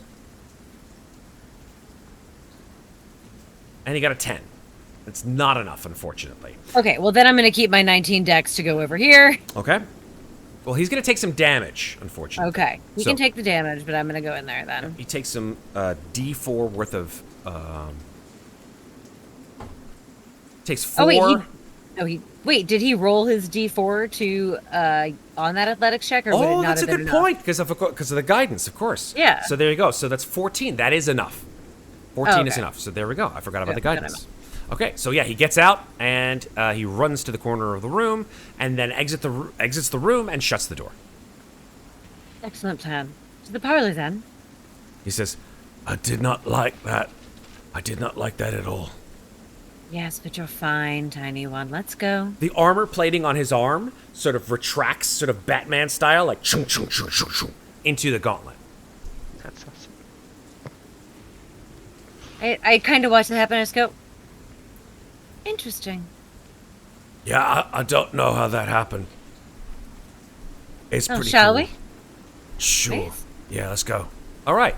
So after some time, the four of you are found again in the parlor. I will go ahead and just put you all there right now. Give me a second or two to find you on your disparate floors and put you in your disparate places.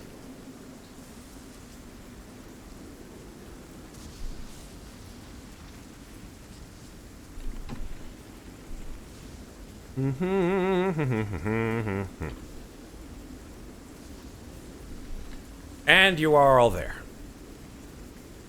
Gotta just stay away from Moynard a little bit. Well, good morning, everyone. Glad to see we all made it back in one piece. Yes, yes, I'm very glad of that.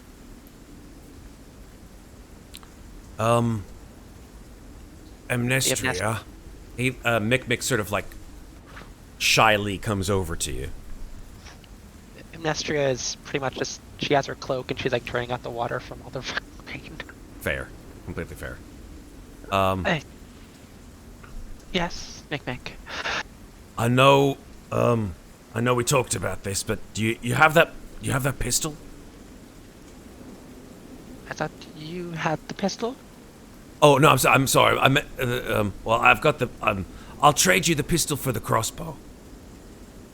Just for a second.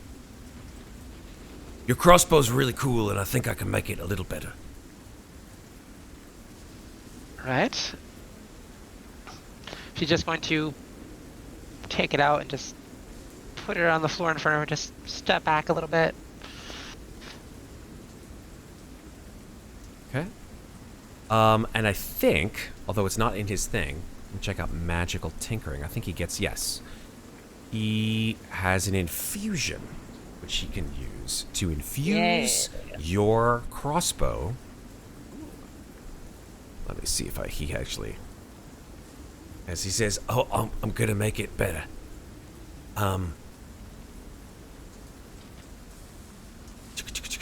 Yes, here we go. So he's going to use the same infusion on the pistol as he You does can on your only have crossbow. You can only have it on one item at a time. Okay. So he's going to Sorry, use it on your artificer crossbow. No, log. it's cool. Let me double check on this because he did send me some notes that I want to make sure that I do this. I just know that because I played an artificer. Ah, okay, very cool. You can only have your infusion on a single item at a time. Super. Okay. The infusion that he's going to use is called Repeating.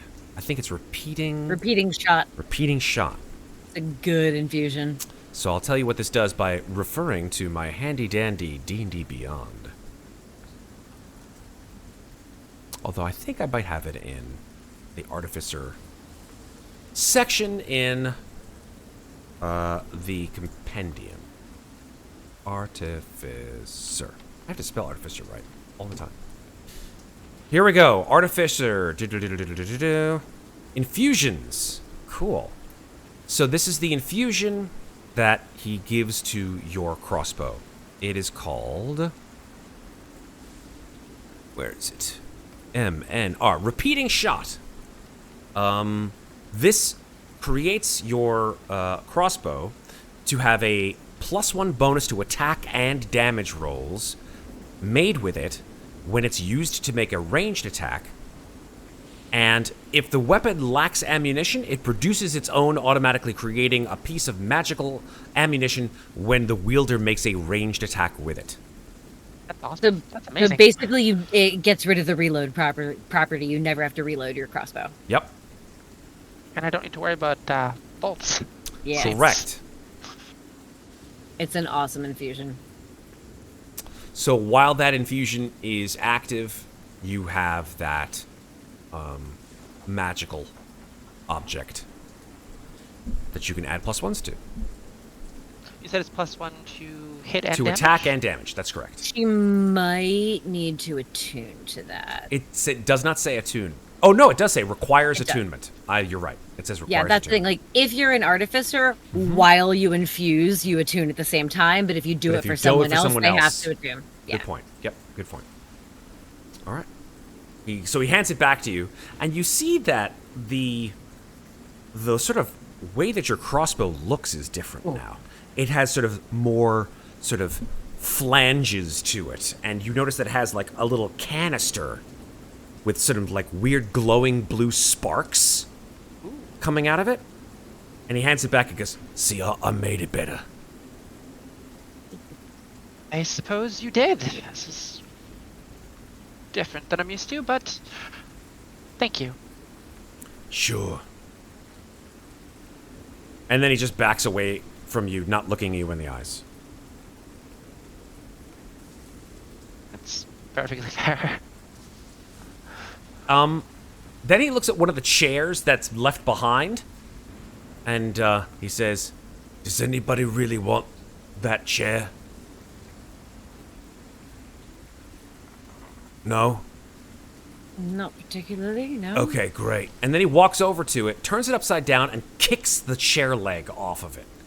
And then he grabs the chair leg, as you saw him before with a table leg, and he just sort of like hafts it in the air, and he's like, "Yeah, I like this better than the leg axe anyway. At least for now."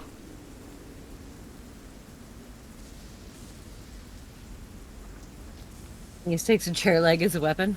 He had a table leg before. Oh, that's fair. Oh, that's right. Dranzor took the axe back. I forgot. Yeah. Dranzor did take the axe back. Surprised he's not using two different legs to like dual wield them. He can't really do that. The table leg is like a two-handed weapon for him, because he's a gnome. Didn't he take a chair leg though? It's a One chair that's leg. shorter? Chair leg, table leg, it's about the same size. I'm looking at one right now. They're about the same size. Alright, so I brought this up last night, but I just can't stop wondering. What would happen if we took this big sprig of belladonna to the door of the nursery? I thought we were going to the basement. I mean, we absolutely need to do that, but before we march directly into the belly of the beast. I Yeah. actually think that's a very good idea. Maybe there's something helpful there. If the house that hates us didn't want us to get in, then perhaps it's a place we need to be. That was the symbol of Ezra, I believe, on the door? Yes? Actually, Mara mentioned there are several items in this house that can help us and that they are protected. And that her armor is one of such items. Well, in that case, I absolutely want to go to the nursery now. Cabe looks at you and says, I guess I'm coming with you. Yes, that would be much appreciated. Okay. So, 3rd floor? 3rd floor. Okie doke. Arthur says, I'm not going near there with a 10-foot pole. Yes, we know, burly one. You stay here.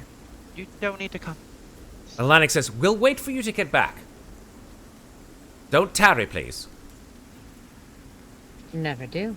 Okay. Anything you guys want to do on this floor before I zap you to the 3rd floor?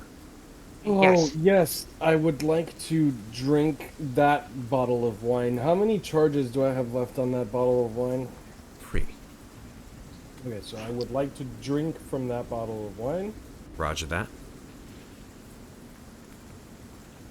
Actually, along the way, as we're on our way up, I will hum a little song. And Goddammit. Typed it wrong. There we go. A 4. Interesting. What is that? Oh, this is important, actually. Ooh. As a College of the Spirits Bard. Yes. So, as we're walking up the stairs, making our way to the 3rd floor, you can sort of hear Muadnhait sort of singing very quiet, like her eyes do the cloudy thing, but only maybe like halfway this time. Almost as if there are little like pools of fog swimming on the surface of her eyes, but she's still moving and walking, just maybe not altogether there. As she finds herself singing, so far away, so far from home, he found himself away did roam. From shore to shore and sea to sea, there's only one place that he'll never be. you have a really beautiful singing voice, Manon. Thank you. Of course. Was I singing just now? Oh. And she kind of looks around. And everyone seems okay. All right. And then just continues walking up the stairs. Very nice. What tale was that? The tale of the runaway. And what does that do? When I choose to bestow this upon someone, the target can immediately use its reaction to teleport up to 30 feet to an unoccupied space it can see. When the target teleports, it can choose a number of creatures it can see within 30 feet of it, up to your charisma mod, which is 3, to immediately use the same reaction. So it's like a sort of mini teleport spell, essentially. It's a mini teleport spell it's like a mini Misty Step, basically. Cool. A mini reaction Misty Step. I bestow it on one person. Which When I you believe want to. When I want to, I believe is an action. Okay. But it's either an action or a bonus action. I'll double check that. But then when I do that, it can choose 3 more people that it can see within 30 feet of it to also immediately do the same thing with their reaction if they so choose. So, order of operations: action, cast the spell, or cast the Action happened right now. I just sang the song. Got it. So you need to choose a target, yes? Yes. And which target? I'm sorry. That was it's a bonus action to Okay. do what I just did. Fair. And then I can use an action to choose one creature that I can see within 30 feet of me to be the target of the effect. Okay. And I can do that. This is basically active until I sing another song or until I bestow it. Okay. Or until tomorrow. Cool. Who do you get to choose now? No. Who you put it on? No, I can choose it whenever the hell I want. Super awesome. That's the really cool thing about Tales from Beyond is you can do it you could either do it as a bonus action during combat and then give the random thing to someone, or you can do it whenever you want and then it just chills Nice. in nice. your brain until you decide as an action to be like, boom, it's yours. Love it. Cool. Okay. So, let me bring you then to the 2nd floor where But that did cost remember- me a bardic inspiration die. That's what it takes to do Tales from Beyond. so. Understandable. Okay. So, as you move through the house, you notice that the walls of the house are sort of expanding and contracting, much more so than they have done in the past. That you almost like feel like the house's walls are breathing now, and they're breathing with a certain amount of almost effort, like that the house is sort of like stalking something, that it's got this sort of hunger to it. And you come up to the second floor landing, and let me bring you there now. Right here. Wouldn't this be the third floor? Third, We're heading for the third floor, but maybe something's happening to us on the second? no, I'm sorry, this is the third floor. You're right. Third floor. Okay. Yeah, we're on the third. Anyway. Third floor, definitely third floor. Sorry, not second floor. It's a nursery, so weird. There's no giant, like, third floor housewares. And you do see that the door is open still to the main sitting room, the main sort of family sitting room with the painting in it, as well as the nursery. All right.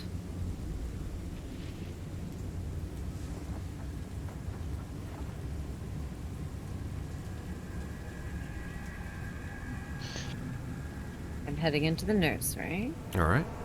I'm looking for the right place to put myself. I'm pretty sure that if this fucks Stop up, right it's there, gonna- please. Okay. Sure. As you all walk into the nursery, I'm assuming Amnestria, you do as well. Yes. Go ahead and put yourself My where you'd like. ruler's not working. That's weird. That is strange. Let me go ahead and shift ping. So, as you walk into the nursery, let me go ahead and bring this up here. Oh, I think it's the plug-in. I think the plug-in's being weird, and that's why it's not working. That is strange. Here's what happens. As you watch the toys on the floor begin to sort of jitter and move a little bit. Like first you see like a stuffed animal sort of like move its arm. And then another sort of picks itself off the ground, and it looks like some kind of strange, like, toy soldier with glowing blue eyes. And then a porcelain doll sort of picks itself up off the ground, and its head sort of like swivels around and looks at you. And all three of these animated creatures, one which looks, as I said, like a toy soldier, one which looks like a porcelain doll, and the third that looks kind of like just an overgrown teddy bear with sort of a missing eye and stuffing coming out of its head, look over at you, and all three of them in this sort of disjointed voice, all three of them say, "Halvrests! We smell halvrests!" And that's where we're going to take our break. Why don't we just go to the basement? Let's go to the basement. My response is, not in the slightest. Okay, we're going to take a break. We'll come back in like a good 7 minutes, and then we'll continue to see what happens in this room of misfit toys. Ugh. All right. my God. Yeah, we'll be back in 7 minutes, folks. That's the most metal Jack in the Box ever. Thank you, Chapman. Oh my god. So good. We'll be back in 7. See you in a bit, folks. Okay. Our friend Alex had to bid adieu to us, as sleep is on the agenda for him for an early morning rise. And so we wish him all the best. And now it is, and as they say, now there were two. We count Girl power, bitches! Let's go. Got that. This is a special Duolingo session, just the two of you. Bam. Let's go. Love it. So I'm playing like a lot of NPCs plus Mikmick plus Claudiu. Yes, it's a DM's dream to do all this There you fucking go. micromanagement. Okay, let's go. So, You have rolled Can we get initiative. full-size tokens on these guys real quick? Because they are creepy as fuck. Abso-fucking-lutely. So here is the teddy bear. Oh my god. Yes. Clearly, something very wrong with that teddy bear. You can say that again. Clearly, something very wrong with that teddy bear. The sort of tin soldier with glowing blue eyes that has a sort of very small but very nasty-looking small sort of tin sword in its hands looks like this. That looks sick. That's like, that would be Monty Python funny if it weren't for the creepy eyes. Yeah. And last but not least, the porcelain doll, who, now that you see her, and she has like some kind of like it looks like a baton. She's twirling a long metal baton in her hands as she's saying, "Oh dear, Helvrist," and you look at one of the ends of the baton is sort of like a round ball, but the other side of it is like a sharp point. Oh dear. And that's what she looks like. I love this art. I do. Yeah. Okay. So, with that said, As this begins, I'm gonna shout to Mikmick to like not go further than me. okay, cool. Give you guys a little bit of music, I think. Let's see if I have a good fight music for this. Actually, do I? Oh, I did. Maybe I don't. Hold on. I'm sure Incompetech has one. Oh yeah, creepy. Yeah, creepy. Let's go for this. It's sort of like just. Maybe I'll reduce the other sounds so you guys can hear the music a little better. Here we go. Nice. I like it. I have a question, actually, Matt. Yes.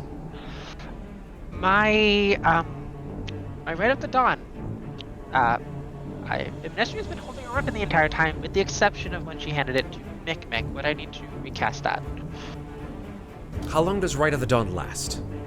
Right Up the Dawn doesn't actually have any sort of time frame. It's until I either put my weapon away or rest. Okay. I looked at that when you put it in chat, and it doesn't even say that on there. It doesn't. The only place you can find that is as far as your other raids go. Yeah, I mean, Gotcha. are you asking? Because I was actually going to bring it up, and I was going to just suggest that you recast it after he gives it back to you. Yeah, I don't think. I mean, you gave it away. You could just recast it, but then does one of your rights go away? I don't believe so. Let me see now. Because how many times can you cast Right of anything? Right of Dawn, Right of Flame, or whatever the heck that thing's called. I can't remember.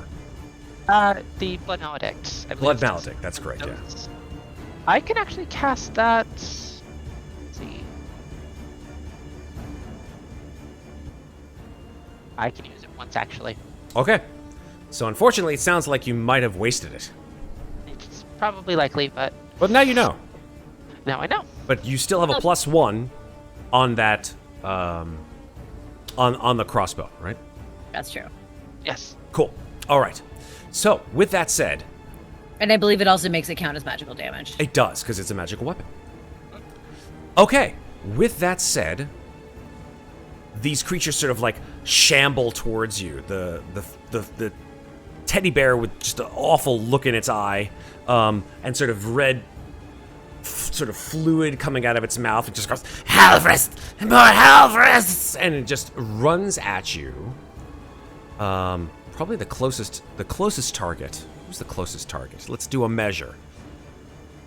25 feet, 25 feet, 20 feet. Whoop. Ooh. Hi, teddy bear. How's it going? That would be you. Okay. Yeah, it would. So, 1, 2, 3. Both the teddy bear and the porcelain figure run at you, Muadnhait. Oh, they all go on the same turn? What the fuck? Those two, yes, they do. Because, well, they're the same type of creature. Ah. Okay. So, the teddy bear sort of like, it extends its forepaws, and you see that out of its forepaws, one of the creature's claws is this sort of long silver, sort of almost overly long, but very straight claw that looks very similar to the metal end of the object in the in the hands of the porcelain doll, and it attempts to stab you with it, Moynot. Both of them do. Okay. Okay, that is a 7 to hit.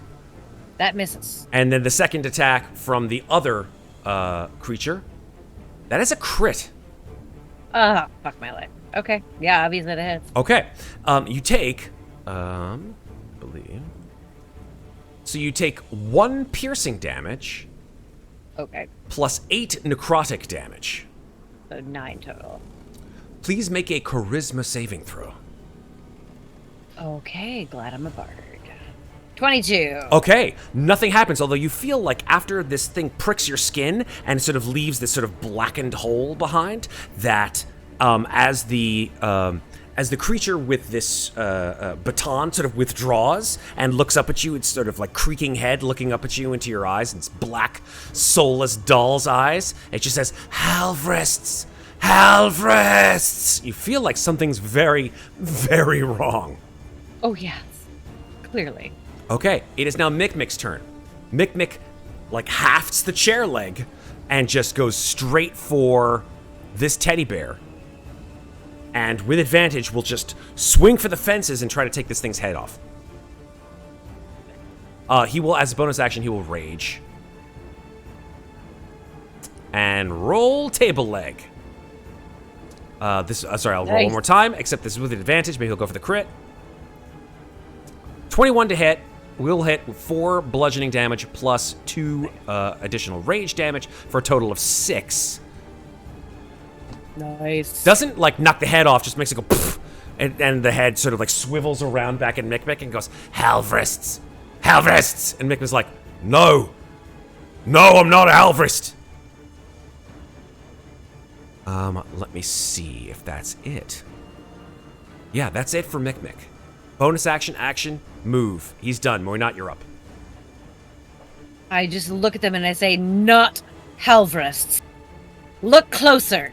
And I cast Mirror Image. Okay, very cool. So, 3 duplicates of you appear in a triangular fashion around you. There we go.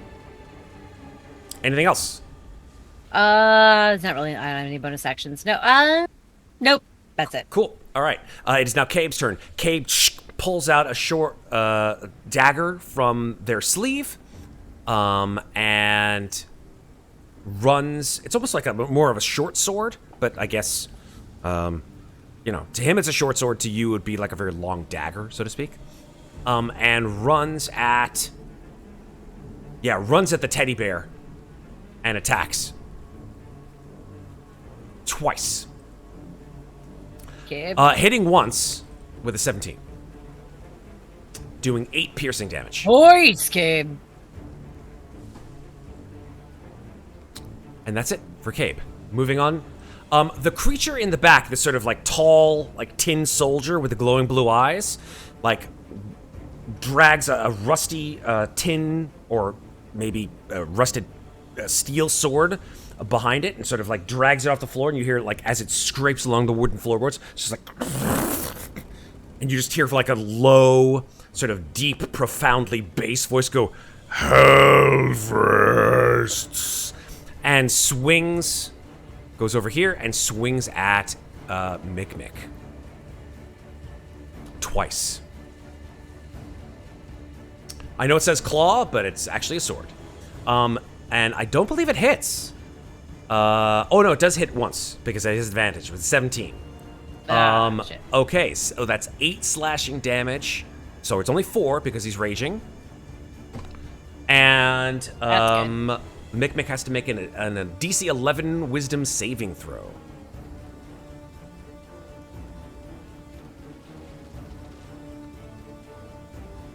And he got a 12. Nice. And he is not frightened of this creature. And now it is Amnestria's turn. So, I was actually curious, and I have found out also that it's not my rights that I can only cast once. It's my blood maledicts, which are different things. So I should be able to recast that. Cool. Let's call a spade and say you cast your right before this combat began. Awesome. So I will attack with my really powered up crossbow. I'm going to attack. I'm going to attack the soldier. Okay. Because Flanking. unfortunately, people are in my way to fire anybody else. Well, she's firing from range, so there's no advantage. And also, well, no, because he's the enemy that's flanking Mikmick. So yes. Good point. Mm-hmm. So, +1, -1 because of the stress. 24. About. But stress doesn't subtract from your damage, so it'll still be a +1 to damage. Correct. Yes, it would. So it hits, and you'll get this damage +1, so that's 8 piercing plus whatever your radiant damage is. I think it just makes the damage radiant. It makes my damage radiant, and I also do additional damage, actually. Which is 1 additional Hemocraft die of your right damage. Correct, which is radiant. Oh, when you hit an undead, are they undead? I guess you'll find out if you hit it. Oh, you did hit it. We want to talk about it. Yeah. It is not undead. Then it doesn't matter. Okay, so it's 8 radiant damage. Yes. Very nice. Okay. But it also means she's resistant to necrotic, which is awesome. That is very true. All right. Yeah. It is now Claudiu's turn, unless you have any desire to move. I do not. Excellent. All right. Claudiu, as he told me just before he left, wants to save his big bangs for the fight in the basement, so he's just going to go ahead and toll the dead on the creature that has been hit, this sort of tin soldier guy. And so the tin soldier will probably need... Yes, he will need to make a wisdom saving throw. And he will do so right meow. And he fails with a 7. He takes 1d12 necrotic damage. 6 necrotic damage. Nice. Beautiful. Does that necrotic damage do the damage? It does. Okay. It does indeed. Okay. We're at the top of the round.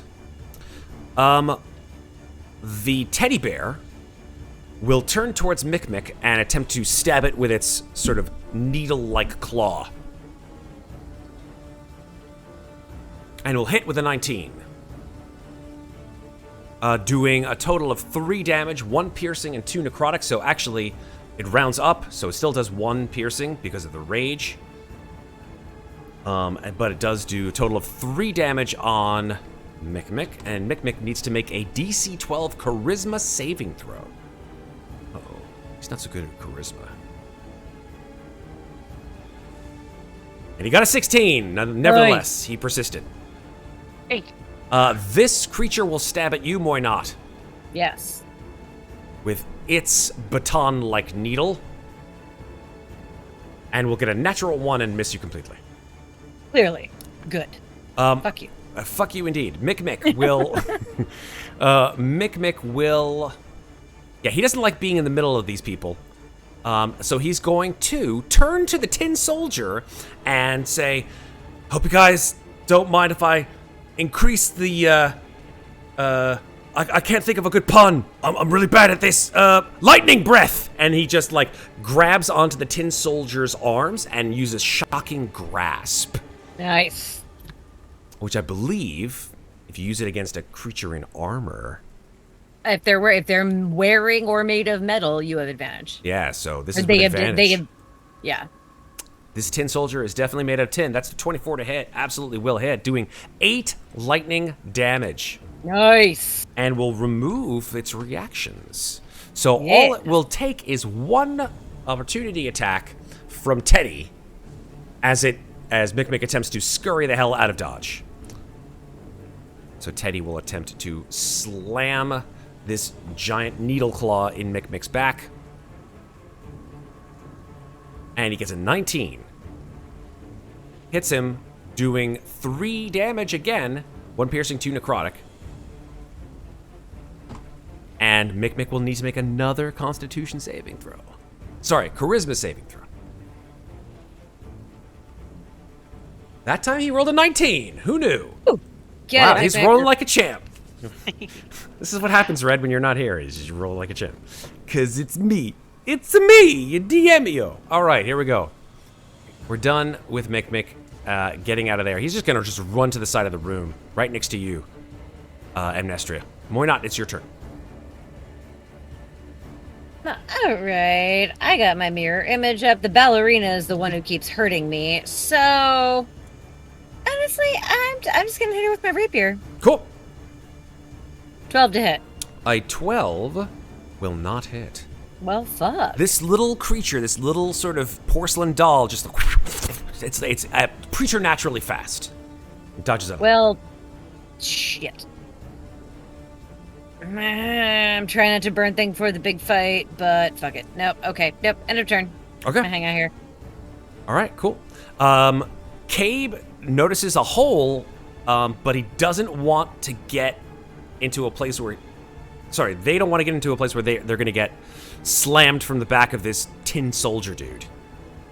So, Cabe will just stand right next to you, Moynat, and just stab into this teddy in the head. Content warning, doll massacre. So, there we go. Twice. 16 and 16, Nice. both times hitting. Doing a total of Get that teddy bear. 16 damage. Dang. Hells yes. Boom. Go cave. It's like, God damn, I hate stuffed animals that look like evil monsters. And like the second hit, like it's like a psycho moment. Just all the stuffing just Yeah. explodes out of this creature's head, and it is terminated. No more teddy bear. All right, that is Cabe's turn. The tin soldier sort of clank, clank, clank, walks over to Cabe and swings its sword at Cabe twice.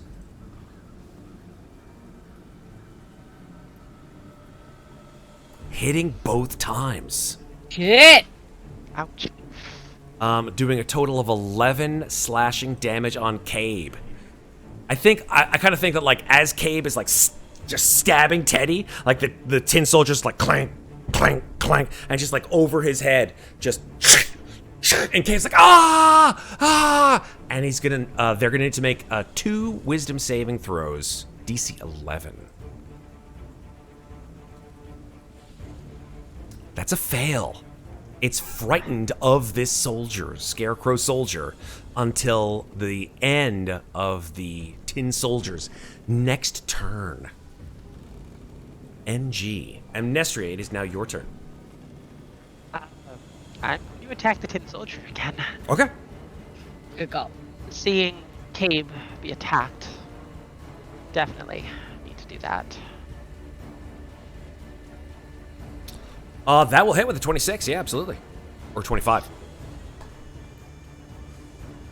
4 piercing, which is radiant, because of your right. Be 5, right? Because add +1. I That's just right, realized that's right, that right, 5. we didn't do mirror image on that attack on me. I think it missed you. Did it miss you or did it hit you? It hit me. Did it hit you? I'll go Yeah, up. hold on. Mirror image. And then we had Cabe make 2 short swords. Then we had some claw attacks. You did mirror image. I'm just checking. Cabe, Yeah, I Cabe, can't see your rolls, so I don't. Scarecrow. No, I'm pretty sure they missed you. A 19 hit Cabe. Sorry. Okay, so the only damage I 'Cause- took was before mirror image. Just Correct. checking. Yes. Oh, that's because right. you'll- Nat one. Yes, That nat nat one. That's right. Okay. Oh, thank goodness. Okay. Cool. Just checking. No problem. Thank you for reminding me. All right. Amnestria, you hit with a 26. You do 5 radiant damage to Tin Man over here. Nice. Anything else? Not really anything else I can do, unfortunately. Solid. Claudiu does what he did before. He goes, slaps his hand together, and instead of a clap sound, you hear gong as he attempts to toll the dead on Mr. Scarecrow with a wisdom saving throw of, I think it's 12. which he makes, unfortunately, and so it does no damage. All right. We're back up to the top of the round. The only creature of this type left is this little porcelain doll with the silver needle baton thing, who now will attempt to sort of, it like looks at you and like its little head sort of like looks at all four of you, and then it just goes and makes a wisdom check to determine if it wants to hit you or Cabe. Please so. Let's see. That's a fail.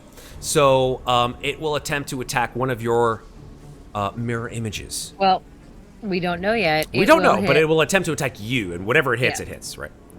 Okay, so here we go. That is a 22 to hit.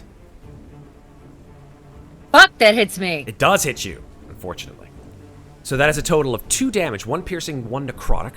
Oh, that's the least low. Please make a charisma saving throw.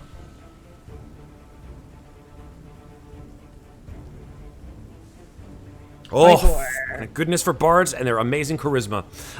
Yeah, the same feeling, right? This thing just stabs into your arm, and you're like, oh, oh, and you feel like somehow or other this needle is somehow pulling your very essence, that which makes you into it somehow or other. You're not quite sure why. Makes me very angry. It does. It is now Mikmick's turn. Mikmick will use a. Does he have a cantrip that he can use? Nope, just Shocking Grasp. He's just going to go right behind Tin Man, and he's got advantage, not only from the fact that it's metal, but from the fact that Cabe is there, and he will just zappity zap, and then just, put both hands on it and Shocking Grasp away with advantage. That's a 17 to hit, doing 2 lightning damage. They're going to find that rather shocking. Take 1d6 fucking pun damage. And I'm gonna move away because he can't touch me. He can't touch me, Mr. Grease. All right, Muadnhait, is now your turn. All right, this ballerina's pissing me off. Dissonant Whispers, DC 13 Wisdom save. Oh shit. Okay, here we go. That's a fail. That's a 9. That's 13 psychic damage. Oh my god. Nice. Ouch. It like holds its little head, and then like it just like looks up at you and goes, Halvrists. More Halvrists. And it doesn't seem affected at all. Oh, fuck my life. Shit, damn it. Okay. Sorry. It like holds its head for a second, like you think, oh, it didn't work at all. Shit. Oh, they're immune to psychic damage, motherfuckers. Nah, that's the only way you can find out. Okay. It is now Cabe's turn. Cabe is frightened of this creature. He can't get near it, but he's right next to it. They are right next to it. I will eventually get this right one day. Who knows? I'm pretty sure they can disengage and run away, though. They can, as an action, disengage and run away. That is correct. I think that's probably what they will do. Yes, as an action, disengage, get out from the middle of the shit, and run to the door. Not touching it. Okay. Tin Man moves in for the attack. Of course he does. And will attempt to slash you twice with its... I haven't even touched him yet. You haven't. It doesn't matter. You are the target of opportunity at this point. Okay. 2 attacks. That is an 11 and a 6. Miss and miss. Whoosh, whoosh. Like all actually didn't even you, determine if those went at my... Doesn't even matter, because they all sort of mimic your movements. Like, as you dodge, all the other mirror images dodge. All right, Amnestria. Gonna attack again. Okay. That's a decent attack on your fucking... Like, you've been rolling over 20 for every attack. Pretty goddamn impressive. The dice are with you, except for now. Yeah. God damn. Had to happen. I mean, I said it. We said it out loud. Yeah, I said it out loud. Matt cursed you. You didn't curse yourself. It's the curse of the DM. When the DM curses you, you have to say, no, I never roll higher than a 20, ever. No, I don't know why my dice are so shitty. And then you won't ever roll a natural one. Which you just did, unfortunately. Yeah. I'm assuming you stay where you are. Yeah. Cool. Claudiu does it again. Tolls the dead. DC 12 of a wisdom saving. 13. DC 13? That's what it says at the bottom of a spell. Nice. Thank you very much. That's a good point. Okay, here we go. Failure with an 8. Nice. D12 of necrotic. D8. Oh, D12. D12 if it's... Yes, it is. That's 3 necrotic damage. Not a whole lot, but enough to knock it down just a smidge away from being destroyed permanently at this point. You see it's like its movements are like really slow and jerky. Part of its arm is hanging by like a little sliver of metal. It's dragging the sword on the floor, can hardly move it. Its eyes are sort of like flickering. And that's the end of its turn. Or the end of, I should say, Claudiu's turn. Okay. Tiny Dancer over here will take a stab at you, unfortunately. Nope, she'll take a stab at a mirror image. Oh, okay. Well, I didn't even get to roll at it.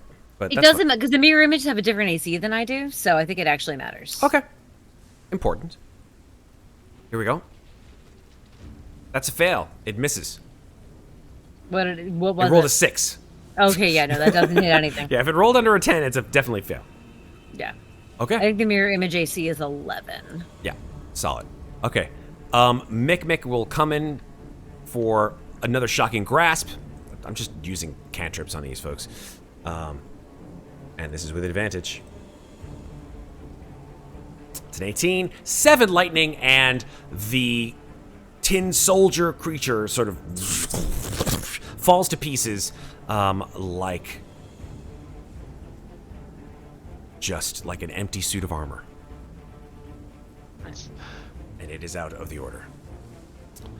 Mikmick's like, I'm gonna get around behind it. Just stay where you are. And he runs over here behind this tiny creature and like gets his chair leg ready to smash this thing's head in. Why not? It is now your turn. Rapier that bitch. 22 to hit, 5 piercing. 5 piercing. And what kind of you have a regular rapier, correct? Regular rapier. It's not like magical. Not magical. Okay, cool.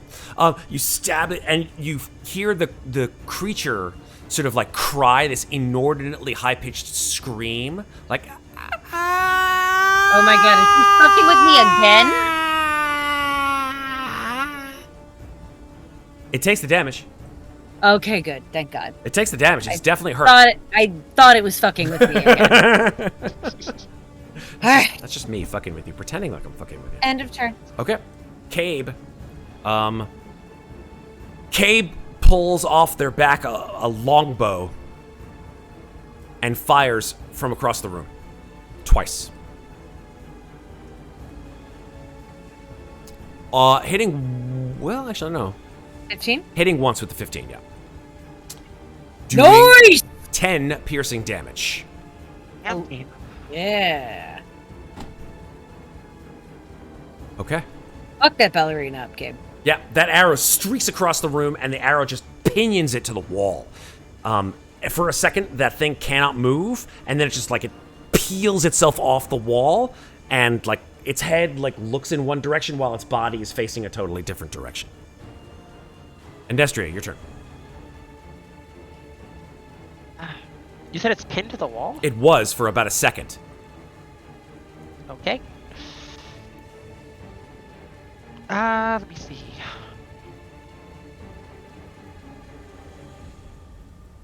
Shoot it. Yeah, I'm gonna. You have unlimited magic ammo, just shoot it. Yeah. Just shoot it. Just shoot. 19 hits. Yeah, right. 8 piercing. 9. Technically 9 with the one. That's true. 9 piercing with the magical arrow that sails across the room. And this thing is on its last legs. It's just looking around like half of its body is fallen to pieces. Its face is cracked. The eye is off. You see just like nothing inside of the shell head. But it still has in its hand this sort of needle-like baton. Claudiu's turn. And he's like, I could do this all day. Bing! And he forces it to make a wisdom saving throw. Which it makes with a 14. He's like, I mean, I don't really want to do this all day. But I would really prefer that you just fall down and die now. Neither do we. We're trying. Okay. The creature turns towards Mikmick now. Its head sort of swivels over at Mikmick. Its body follows, and then it just lances out, stabbing at Mikmick with this needle, and hits with a 23, doing a total of 5 damage, 1 piercing, 4 necrotic. Mikmick will need to make a charisma saving throw. DC 12.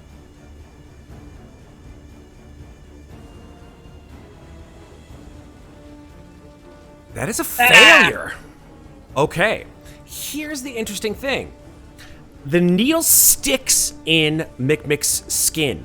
Mikmick goes, ah! And you guys watch as you see that the needle has like these little tendrils of black that sort of start to like crawl out of Mikmick's arm where he's been stabbed. And it sort of flows through the needle and makes a sort of tethering line into the doll. Mikmick's speed is reduced by 10 feet, and Mikmick must roll a d4 and subtract that number from each ability check or attack roll it makes. It's basically like a bane. Damn. That's rough. So that's just 1. So he reduces it by 1, plus his stress of 1. So he has a definite -2 to all of his attacks. It is now Mikmick's turn. Mikmick will retort, taking his chair leg and smashing it into the skull of this tiny doll. With advantage. Get her, Mikmick. That's a 19 to hit. Yes. 1 bludgeoning damage plus 2 rage. That's 3 damage, and that is enough, my friends, to reduce this thing to porcelain fragments. We gotta get Mikmick like a better That's delightful. weapon. Well, Table he length. had an axe, but it's gone now. And you're all out of combat. Yay!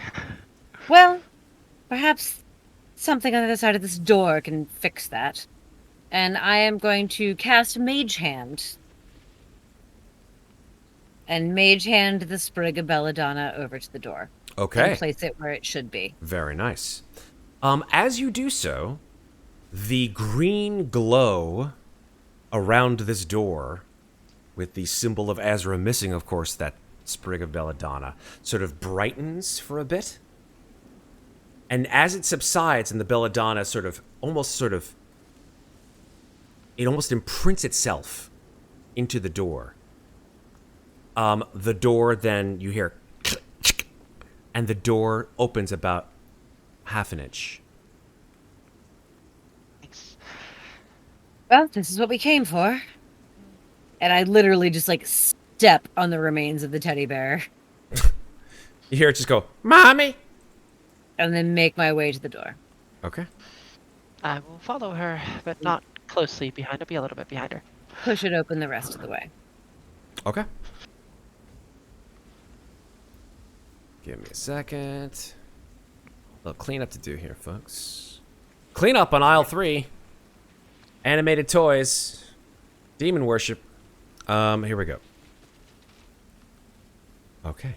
You open the door. Well, this room's... Oh, wow. Why the fuck did I jump over there? That was weird. That was weird. Okay. Here's what you see in this room.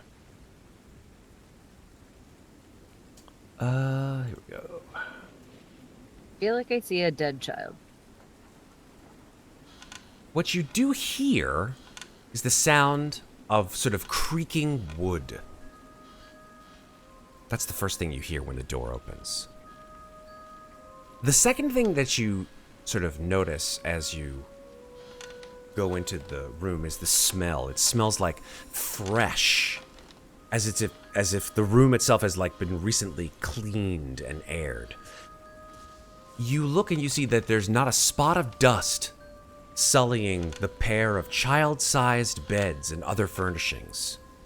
Something that you do notice, however, is a skeleton wearing a lady's dress with a veiled hat, which almost looks like it's staring at you from where it sways back and forth in a wooden rocking chair.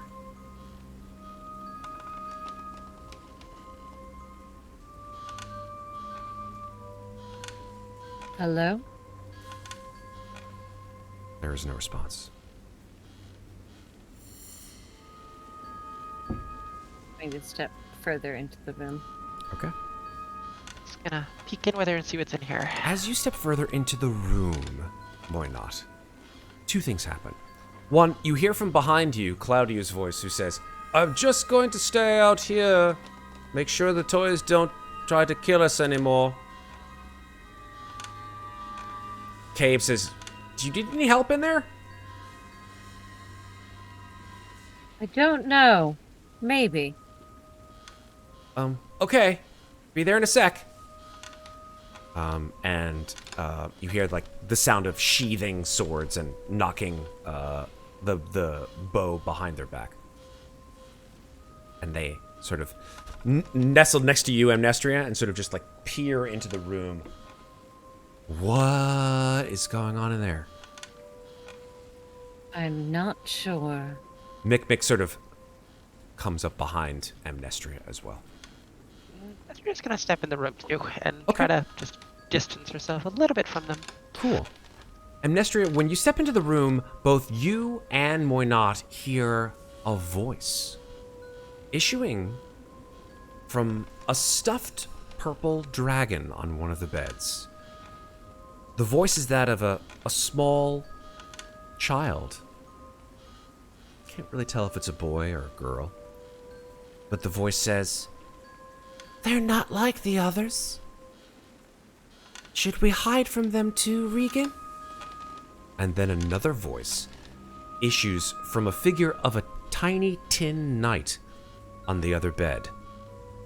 And this voice says, "Well, it doesn't matter now, donkey. They got in. So maybe they're not hungry things yet."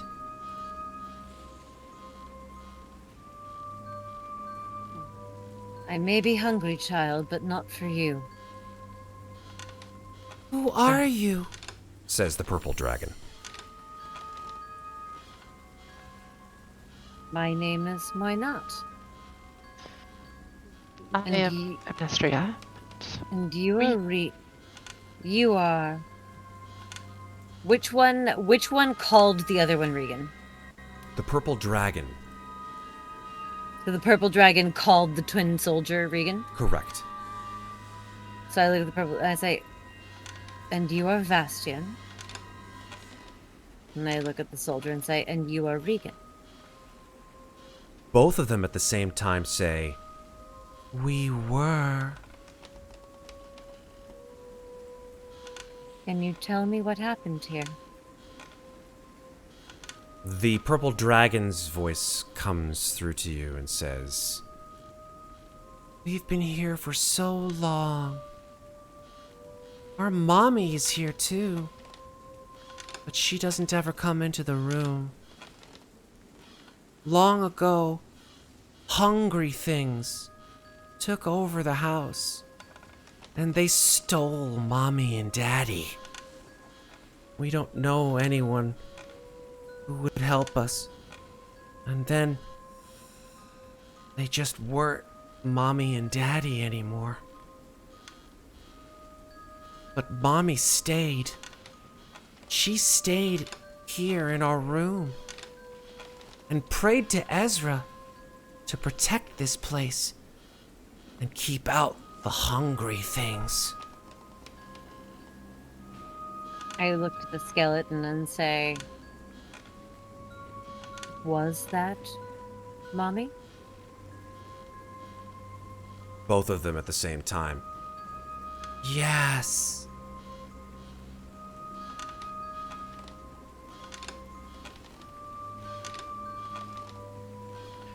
Did Mommy do anything other than pray to keep them out?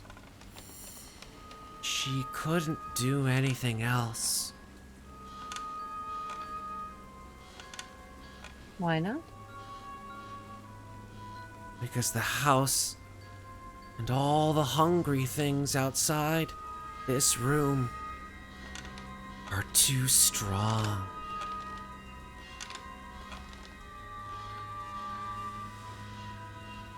Is there anything else in here that protects you from this house? The tin soldier on the other bed says, "We kept our toys with us. Mommy said that if we ever got sick, that there would be things inside the toys to help us feel better." Which toys? And you see the tin soldier and the purple dragon sort of jitter a little bit. You two.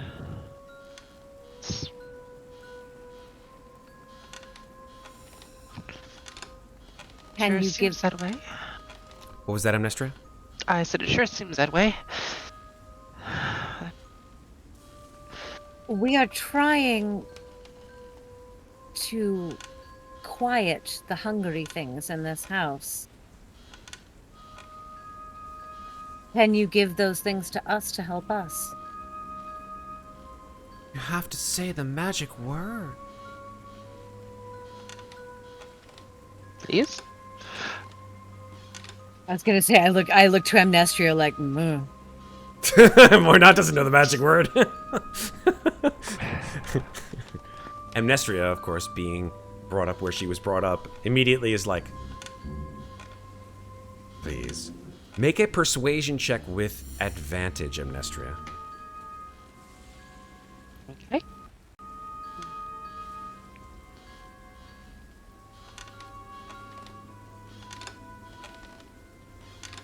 "17. The purple dragon's mouth sort of like slides back and sort of flops off the back of its head, so it looks like, like a 180. And inside, there's a carved sort of, well, not carved, it's basically a channel, like a plush hole down where the throat would be of this dragon. And inside, you see a tube, a stoppered tube.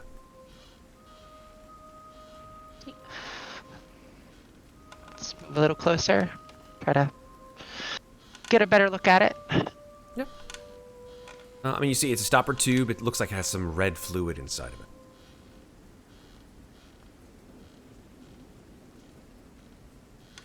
Would you be able to hand that to me? We would greatly appreciate it. Who are you talking to? Are you talking to the... The dragon. Yeah, It was the dragon, right? Yeah, the dragon, exactly. The dragon, or at least the voice of Vastion, comes to you and says, "I can't move it much more. I'm not very strong. You're gonna have to take it yourself."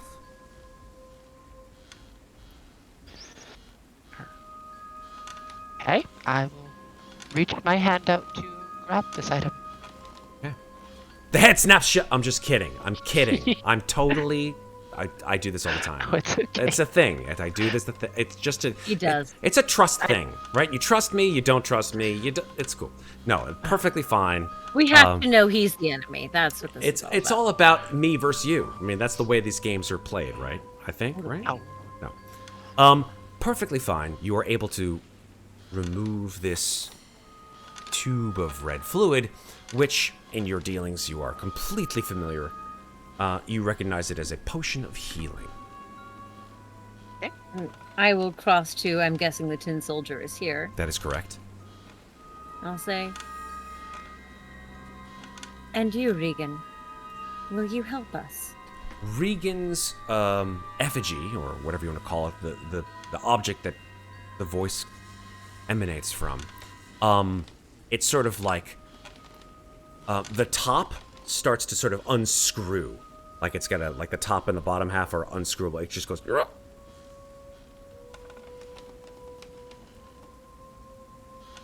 I will remove it the rest of the way. Unscrewing the top, you recognize that the inside of this tin soldier is hollow.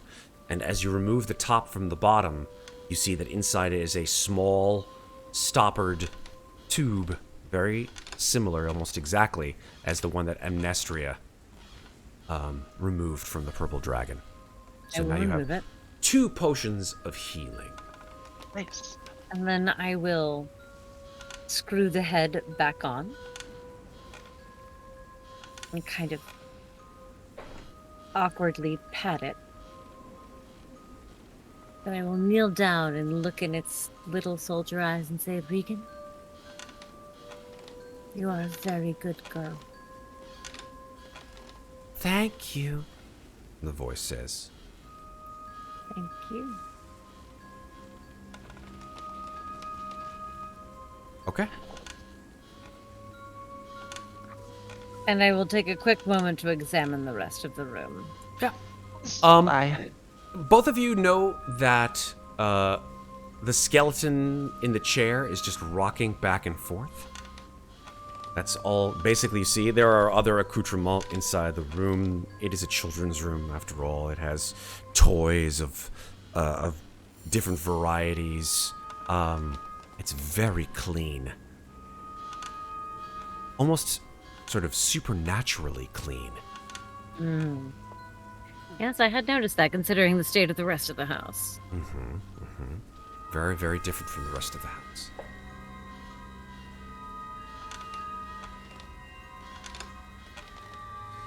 When this is done, you two can leave. We hope so. This place makes us very tired and sometimes very angry. Don't be angry with us. We only want to help. The voices do not speak again. Unless, Amnestria, you would like to input one last thing. Moynad's gonna leave, but Amnestria she is just obviously simply more than said, welcome well, to talk. Well said. Well, if there's nothing else really in here to look at, she would also leave. Okay. There it is. Is there... I'm gonna mage hand the door closed behind us. Cool. That was my thought. I was gonna ask if we could close the door for them.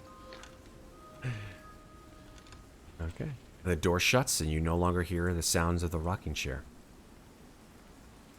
You may want to move away from the door. Can you?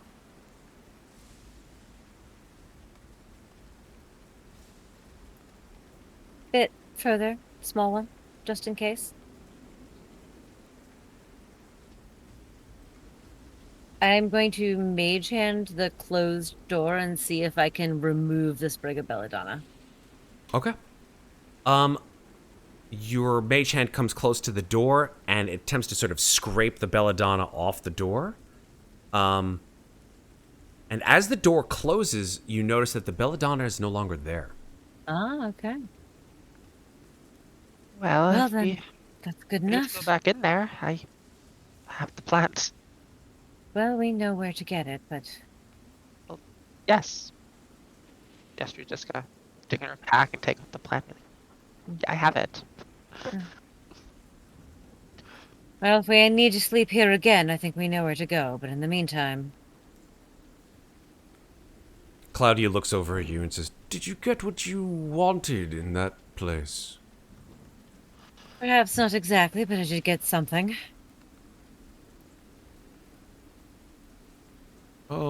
Very well. Are we now to go to the basement? I do believe, yes. That's not a bad idea. Cabe is actually kind of hurt, and so I mean, so am I, for that matter. shakes themselves out from the sort of fear of that awful tin soldier creature, and just sort of gives it a good kick for good measure, and says, "I don't want to ever come back up here again." You don't have to, small one. But do you need a moment to patch yourself up? No, I think I'll be okay. Are you sure? Because, to be perfectly honest, I could probably use a moment myself. When you say a moment, how long do you need? I was thinking a short rest so I could roll a hit die, but that's just me. That is certainly up to you. You want to take a short rest? Be my guest. Your mirror image does not last. How long does that last? Oh, mirror image is gone. Cool. I saw the icon on you. So. But if we were... Oh, yeah, I just hadn't taken it off yet. No worries. But if we're going to take a short rest, I'll do a Song of Rest. I just wanted to know if we were going to do that. Yeah, I mean... I took a really big hit. The ballerina rolled hard on me the first time. So I'm like half down. Okay. Yeah, at this point in time, Mikmick is half down, you're half down, Cabe is half down, Amnestria hasn't been touched, and Claudiu hasn't been touched. Yeah. So if you guys want to take a short rest here...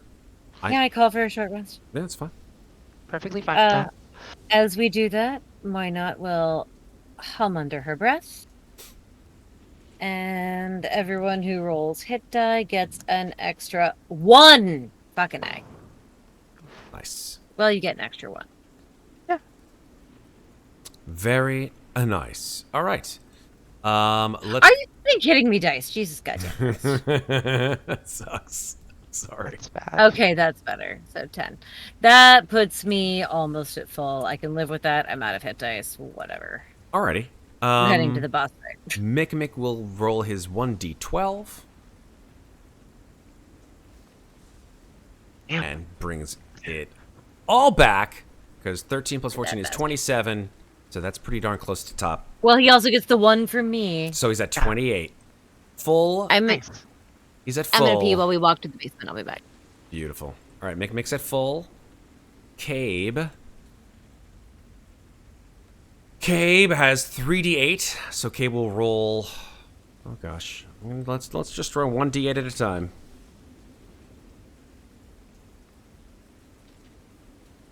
And their Constitution modifier is +1.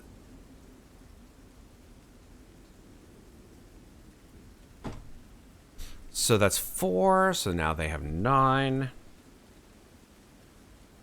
And we'll do one more time, just for good measure, because who knows? Definitely wouldn't hurt. Oh, crap cakes. Come on, Cabe. 11 out of 16. Should I go for one more? What do you guys think? This is the last hit dice that Cabe has. I think it's probably useful. All right. Sarah's not here, but... All right, here we go. That'll top Cabe off. Cabe is at now 16 out of 16. Great. So everyone is pretty close to full or at full already. Yeah, just didn't want to see, it be something that we didn't use. No, Cabe totally didn't use understandable. and then die. That would be really bad. Yeah, no, that was your short rest. Everybody's good with their short rest. What were you worried about dying and not using? Oh, Cabe rolled really, really badly on their hit dice. Yeah, Cabe rolled a 4, a 2. And so you gave and then Cabe finally, and then because Cabe was... Gotcha. No, I didn't give Cabe a potion. Cabe just used all their hit dice. Yeah. I am also currently out of hit dice because I only had 2 to roll, and I had to because I did not roll well. Well, level 3. Exactly. But I didn't want to waste the potion now because I might need it later. No doubt, no doubt. I am a bard and I am squishy. All right, so with that said, you have the 5 of you. Where do you wish to go? I think it's basement time, baby. Is it basement time? Basement time. Is it basement time? Are we talking basement? I think so. Yeah, I guess we were talking basement. Yeah. We might have We to vetted end. most We rooms might of have the to end a smidge early, just because there's only 2 of you guys playing. That's fair. Did you want to explore a little more then? You guys Just, can do whatever you'd like to do, but if you guys want to head down to the basement, I will tell you what happens. But it's up to you. Can we ask the DM, is there anywhere in this house we haven't seen? Let me tell you. I'm gonna say at this point you've pretty much investigated the majority of the house.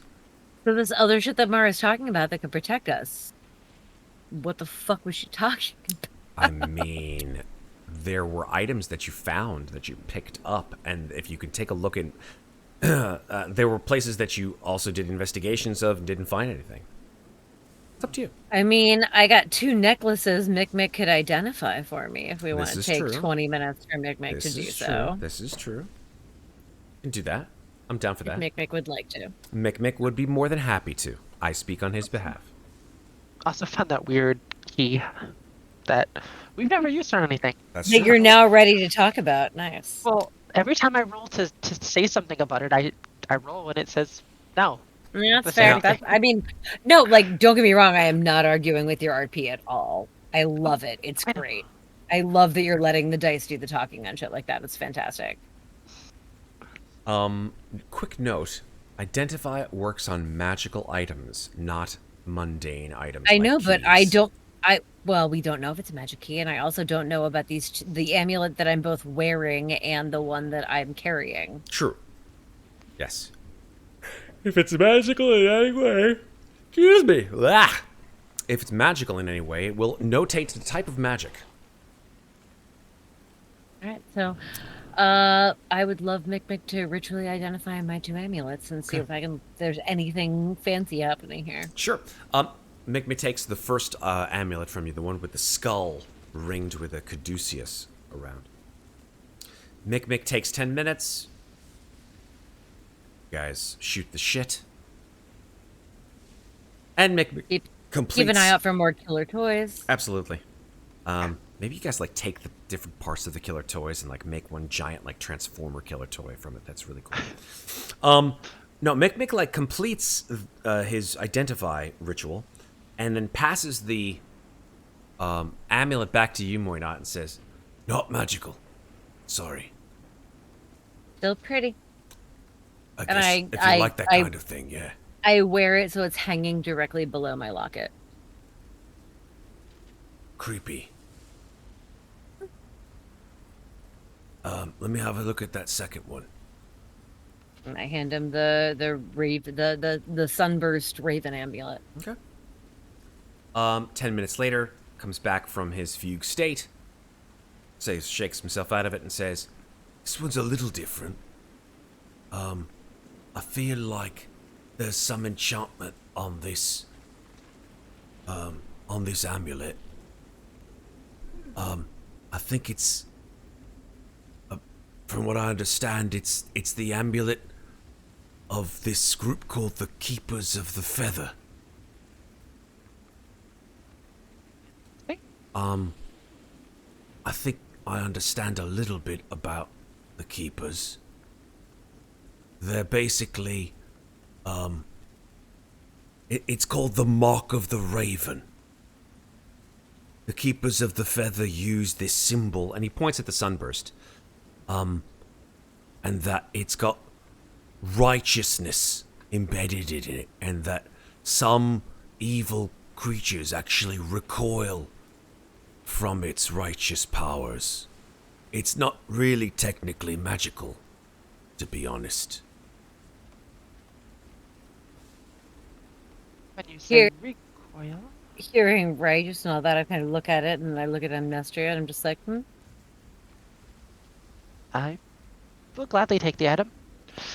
Maybe I won't have some weird fleshy creature try to eat me next time. Amnestria, upon hearing this coming out of Mikmick's mouth, I'd like you to roll either a history or a religion check.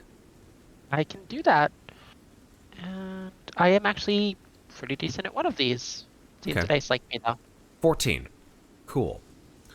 You know after hearing this come from Mikmick, that the mark of the raven indicated here from these people called the Keepers of the Feather, that the Keepers of the Feather are sort of this loose organization that you hear about. Even insofar as operating in your particular neck of the woods where you're from.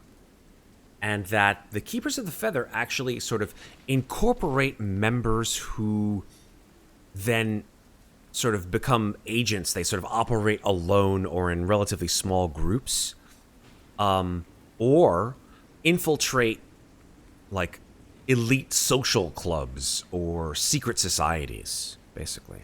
But in all cases, keepers identify each other by this mark, by the mark of the raven, the sunburst emblem, worn as either like a pin or an amulet or something like that. Okay. That's what you get with a 14 history. Right. I mean, I'll gladly take the amulet if no one else wants it. By all means. Claudiu says, way to gauche.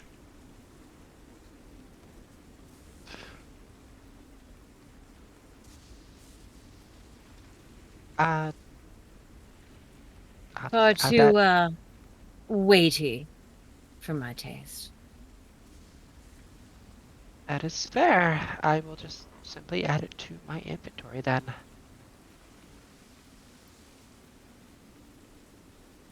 Just be. Yeah, that's fine. Keep going. It's a enchanted item, right? To some degree.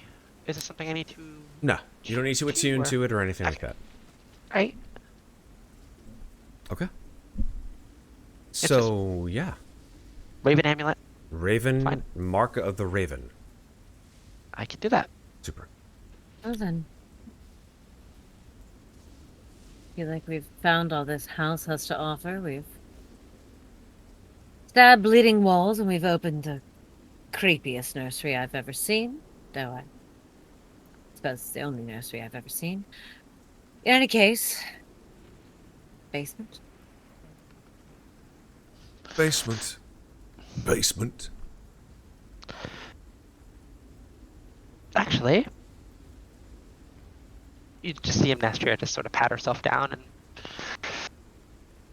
dig out the is it purple apron? If I remember correctly, it came in. Pardon? Sorry? The key was the in an key. apron. It was wrapped in a purple apron, if I remember correctly. Let me remind myself where that was. You found this key in... I think it was the wine cellar. The wine cellar. let me check. I was added in it to my inventory. I called it purple apron with pockets. Yes. I believe so, yes. I think you're And right. it was a taste bin. Yes, that is correct. Yes. A taste fin that was also a key. A taste That's fin right. key. Yes. Yes. She's going to just take out the apron and wrap it, show the taste bin with the key. Kind of forgot I found this earlier. It's the key of some sort. I don't know what it does, but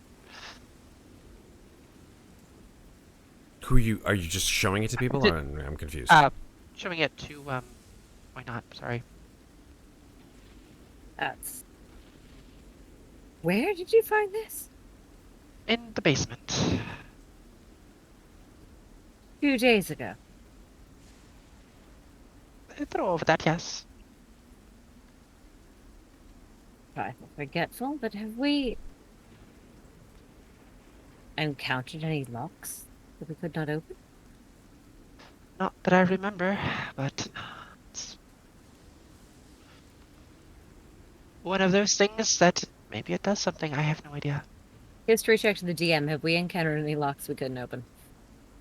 Nope. Okay, just checking. Oh, that's...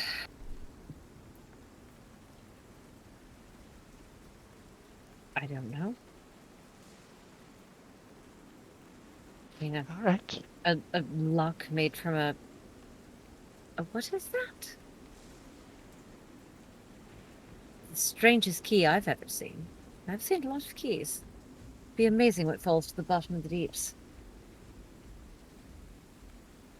If I remember correctly. Claudia I looks got at really, it and goes, I got really British there for a yeah, second. you did. I was don't like, know why. this is fine. I went with it. Claudia looks at it and goes, Like I said, Moynat is still not used to land talk. Occasionally she gets weird. I like that you're incorporating other people's like accents into your own. Claudia looks at that. He sort of comes closer and goes, well, clearly that's a taste of it. And I'm sorry. It's for using it to check wine barrels to make sure that the quality of wine is acceptable. Well, Sounds like why something make, you should have. why make a key from it? Don't know. Really? I assume to unlock something. But particularly from something relating to wine? Really? You have no idea? I have no idea, says as he yawns, rather grandiosely. Sometimes I wonder how you're still alive, too. But then again... And she kind of looks at him, because she did see him climb up that... She did see him walk up that wall. And she sort of looks at him and she's like, well... Then again, maybe not. Well then, Yes, basement? basement. Let's tally-ho down to the basement. And hopefully not die in the process. And for a Maybe second, poke. like he just stops and says, yes, let's not do that. I agree. Seconded. All right. So I will grab you from your position and move you down to the basement. All right. If that key was found in the wine cellar, I wouldn't mind taking a quick look around to see if we can figure out if there's something it unlocks. Sure. Okay. So you guys are now here in the basement. With a steady eye out for marauding cats, I would like to look around now having this key in our possession to see if I might be able to figure out what on earth it's for. Sure. Yeah, I mean, you don't see any locks or any locked But items like at it, this like point. do it like an investigation check, looking for a hidden lock, a hidden safe. Yeah, I something. think I'm gonna go ahead and spare And you with- that because you okay. guys already did an investigation in this room as well as the room below it. But we didn't know the key existed. It so I wouldn't didn't have know if it- mattered okay. because you would have Okay. seen something that would have been like, oh, a lock. Well, I or also a don't locked remember how. item. I don't remember how we rolled on those either. So I was like, "We're back again, new Yep. roll." Yeah. But you're basically telling me it doesn't exist, so that's cool. At this point in time, correct. Okay. It's been a few days, so Things change. That's true. Apparently, Especially in this the house. wall that Mara can lead us through is the one over here. So, shall we, friends? Friends. You will notice that every time Moynat uses the word friends, it like feels a little weird in her mouth. Claudia sort of looks over at you and goes, I'm your friend now. I'm going places in the world. I wouldn't go that far. Okay. Moynat, you move through the door into the room with all of these crates that And you I can remember from see before. more than I could see last time. And now, the wall that was there before is simply not there any longer. It is just missing. And you see that beyond that wall, there is now an open, cavernous space. Oh, I kind of look up and say, well then, Mara. Seems you are true to your word. And I'll start moving forward. Okay. Let me go ahead and probably can't hear the storm very much anymore at this point. So let me remove that particular sound effect. And instead just give you full-on dark, dank basement. I'll step through Babe, are you where the coming? wall once was. Cave does, in fact, join you. So yeah, I mean, as you step into this new space, you basically see that it doesn't seem to like it have been part of maybe like construction, right? It seems to be very old. These walls are formed from very old, very much manually hewn stone from very olden times. We're talking even older perhaps than the stones in the tower itself. Well, if we were looking for a seed of ancient evil, I think we may have found the place it would be. Probably Drakdranzor as well. No. He came after, from what I understand. This is something older. No, I meant he's probably down here. Entirely possible, but he fed this thing, so I don't think he is the most of our problems. Our problem is... Well, our problem is that this thing has taken his strength and... Oh, onward. Okay. We're still alive. That says something. Indeed it does. You edge closer to a space to the southwest of you as you move into this ancient cavern, Muadnhait. And there is a rusted iron door set into the southwestern wall. The iron door is very thoroughly rusted. Yes, exactly. Interesting. Does the iron door have a keyhole? No.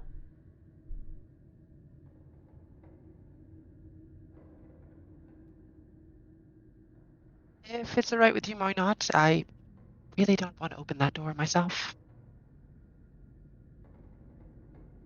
Is it a survival roll to see if there are traps around something? Traps are investigation. Tracks are survival. Tracks. Then actually, I would like to make both. I would like to make investigation on the door to see if it's trapped, and I would like to make a survival roll to see if I can figure out if Dulk and his skin fuckers have been through here. Okay. Let's see it. Investigation for the door, 10. You do not see any outward traps on the door. And survival, 14. You do not also see any footprints in the dirt beyond your own. Actually, there would be light right now as well. From where? My right. Oh, yes, she sheds 20 light. feet. Very cool. She sheds 20 feet of light. Yeah. Beautiful. All right, so I'll give you a little light here then. 20 feet of bright light. 20 feet of bright light. Hell yeah. Yeah. Boom. There Actually, you yeah, go. because Cabe might not have dark vision. I think the rest of us do. That's a good point. Cabe does not have dark vision. Cabe is a halfling. Actually, Mikmick doesn't have dark vision either, does he? Mikmick has a certain kind of thing set into his eye, which gives him the ability for the goggles of night. So he now has essentially dark vision. In one eye. I'm like, now I just want to know if that, like, just from a gameplay perspective, I want to know if that's an infusion or if that's a character building thing. You can ask him when he gets back. That's totally fair. I don't want to spill the beans. All right. What do you guys want to do? Well, it honestly seems that this door is the only way to go. I suppose I will look at it myself then. Where's my investigation? It doesn't appear to be dangerous, but then again, that's not necessarily my area of expertise. Well, that's nice. Muadnhait, as you sort of make way for Amnestria to move in towards the door so that she can investigate the door. Amnestria, as you get closer, you do not see any outward traps on this door. Is there a way to open it? There's a doorknob. It's just rusted. The whole door seems very rusted. Would you like to go first, or shall I? You may go first this time. All right, I open the door. Okay. As you give the doorknob a pull, the door flies open. Please make a dexterity saving throw.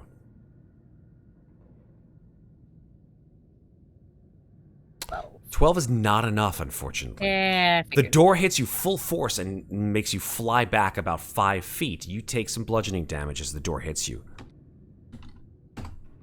Take 2 bludgeoning damage. Bam! Cabe runs over to you. Mikmick sort of trudges more over. ambient music right now. Say again? I feel like I need some more ambiance right now. Okay. I see what you're doing here. I see what you're saying. Cave has worn off. It feels oddly quiet. Oh, that's good though. I like oddly quiet. Let me see if I can give you maybe some more. How about ambiance? Ooh, there we go. That's good. I like that. You like? Okay. Yes, definitely. Okay. That's what we needed. You needed the ambiance. Well, the door is open. Do we see anything inside? I will show you what you see in 1 second. Fair enough. Okay. You open the door, or the door opens on you. It flies open, and you see inside that stairs curve along the wall of this buried tower chamber, rising and then just halting at the ceiling, like just going into nothingness. Much of the floor has actually fallen away, revealing a rather sizable hole that collapses into darkness. When you say rising into nothingness, you mean rising into darkness or rising into a ceiling? The stairs rise into a ceiling. Okay. Well, I think we may have found one of the remnants of a different power. One much older, that's for certain. Is this the hole right here? That is correct. That is the hole. I will walk to the edge of the hole Okay. and peer into it.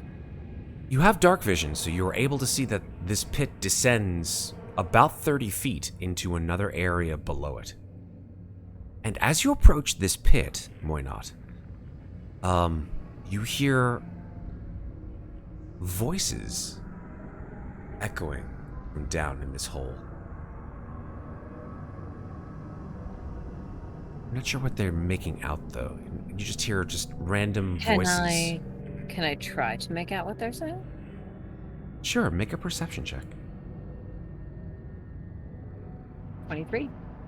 With a 23, one voice is saying, I think it's over here. I can't be sure, though. Check that door. Seems to be fine.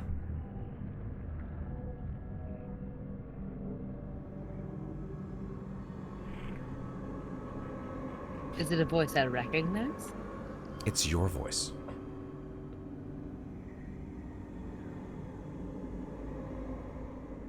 What language is it speaking? The language that you've just spoken about 2 minutes ago. Common? Yes.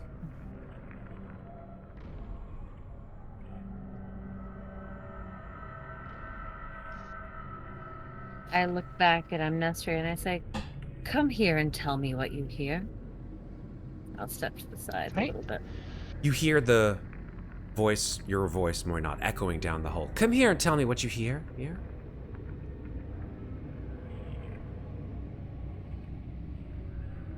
Hello? Hello? Hello? Hello?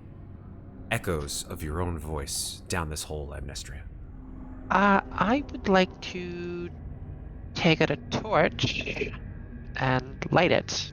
Drop it down the hole. You drop it, the torch. You see the orange light from the torch dropping down to 30 feet, and then you hear and the echo up through the hole. I still see the light from the torch. Yeah. That's interesting. Can I say anything down there? Not from your position, just the torch. Very weird. Don't suppose anyone has any rope? Let me see if Claudiu has it. Any. I actually think I may. You better have it. The Monster Hunters pack oddly doesn't have rope or pythons in it, and that's what I have. Claudiu has 50 feet of hempen rope. As do I. Well, when you tie them together. Is there perhaps Claudiu any comes area in, that... just like he says, I have rope. And his voice echoes down, I have rope, rope, Is there rope. anything we can anchor it to? Anchor it climb down? to? I mean, we could probably anchor it to the stairs or the door. Door. Well then. Well then. Well, that's going to get old. Cabe comes into the room. Did you find anything? Find anything? We found a very echoey hole. Okay. Cabe, like, wanders to the other side of the hole. Looks down there and goes, there's a torch down there. Yes, Yes. we threw that. Oh, okay. We're going down there? Well, there's really nowhere else to go. Oh, okay. Or did say it would be in the basement. Mikmick comes into the room. So what'd you guys find? Found a hole that I'm fairly certain we need to descend. Mikmick looks down the hole. He says, it's a long way down. Well, we intend to use, I'm assuming, a rope. Well, yes, I have my own rope here as well. I mean, probably found a secure place to tie it to before we try anything hasty. Yes, that would be paramount. Why don't you just, like, take your rope and tie it to the stairs or maybe to the door or something like that? Oh, I'd like Amnestria and It was like, are Muadnhait. these stairs not solid stone like the other tower stairs? You I'm could like, how do you could drive a piton into the stairs. Well, that's Right, why tie the rope nobody around. has mentioned yet that they have pitons. Oh, Claudiu has pitons. Okay, there you go. What would you like us to make? I'm sorry. Never did say. Make an intelligence check. 15. Mikmick's voice isn't echoing.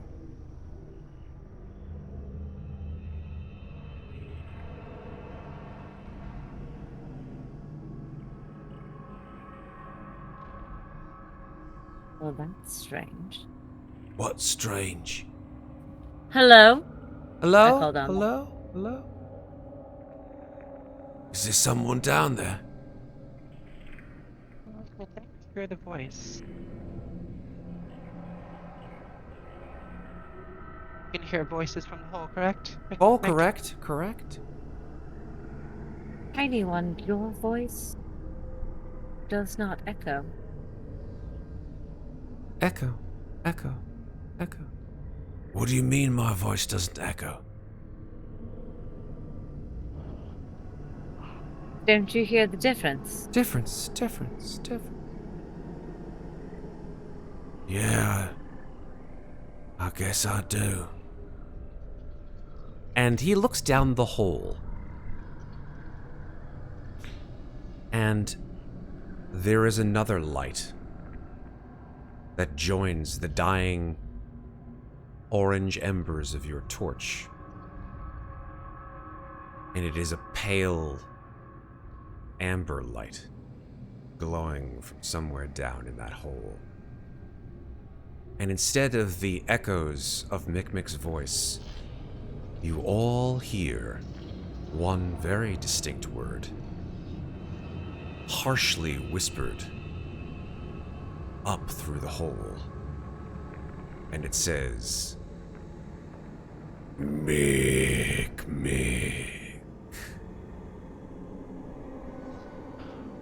And that's where we're going to stop for tonight. Night. Oh boy. Interesting. Oh boy. Brad's gonna have to watch this VOD. Yeah, he is. You better, because if he doesn't, then I can't help him. I've done all I can. I've He'll done be very all confused.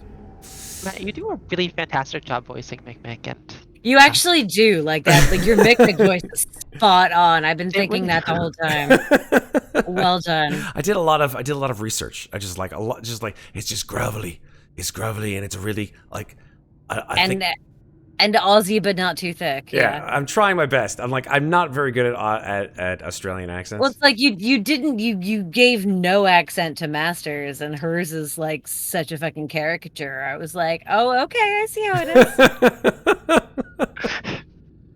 is. Oh Lord.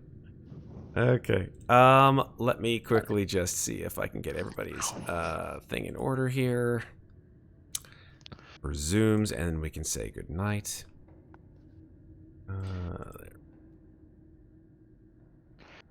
Talk amongst yourselves while I sort out the technical difficulties here. Sort out the difficulty. There we go. Oh, you got him. Very close to it. Yeah, it's just because there's so many people. Here we go. All right, it's coffee talk. All right, so latkes, no applesauce. Discuss. Oh, don't even go there. apples? How dare you, madam? How dare you? Latkes, no applesauce. The hell? Discuss. I mean, you could do it with sour cream. Sour cream is I good. mean, actually, I'm not gonna lie. I made a fresh direct order, and they had pre-prepared latkes, and I'm like, why the hell not? Like, I'm gonna buy some, and they were really good. They are really good. Oh, just No, but like, I mean, latkes in general are good, but like fresh directs, like food. I mean, maybe because we're in New York, they know what they're doing, but like Yeah. fresh directs, like pre-prep latkes, Oh yeah, were amazing. they're really good. They know how to dry them without fucking them up. By the way, Exactly. end of stream. JF Messon redeemed a common Taroka deck. Pull. Oh, Just at the very end. Because it hasn't happened yet. So let me pull the Taroka deck out. common? Is that the one that goes to a person? Who It did he assign does. It to? does. It does indeed go to a person. So let's pull out the common deck now. But did he assign the person? He did Who not it go assign the to? person yet. Let's see if he says Jeff. it. That one's aimed at Mikmick when he gets back. Nice. I'm going to clip this right now. I don't know if actually can I even clip this right now? Somebody clip this. Jeff, I clip can't do this. This is your job now. JF, please clip this. JF or Jeff? It's JF Messon is the actual user. sorry. So it could be JF. Jeff. It could be Jeff. Sorry. My name is Jeff. Or it could be JF. It could be JF. It could be Jane Franklin. It for could all be. we know. It could be. His name is not Jeff. His name is not Jeff. Okay. Oh, No, Maeve that's- knows who it is. Okay. Yeah, that's Okay. actually my boyfriend. Okay. Well, Oh, hey, Maeve's boyfriend. hi, Maeve's boyfriend. Do me a favor, Maeve's boyfriend. Whose name is named JF. May or may not start with J. We don't even know. We don't know. Just hit the little clip button on Twitch and throw this the clip of just so we can show this to Red when he comes back. All right. Let's do this. Here we go. Let's pull from Le Common deck, and I'll tell you what. Here we go. It is the Soldier. How cool is that? Ooh. Nice. War that and do? sacrifice, the stamina to endure great hardship. Okay. That feels pretty Mikmick. I dig that. It is. I like this.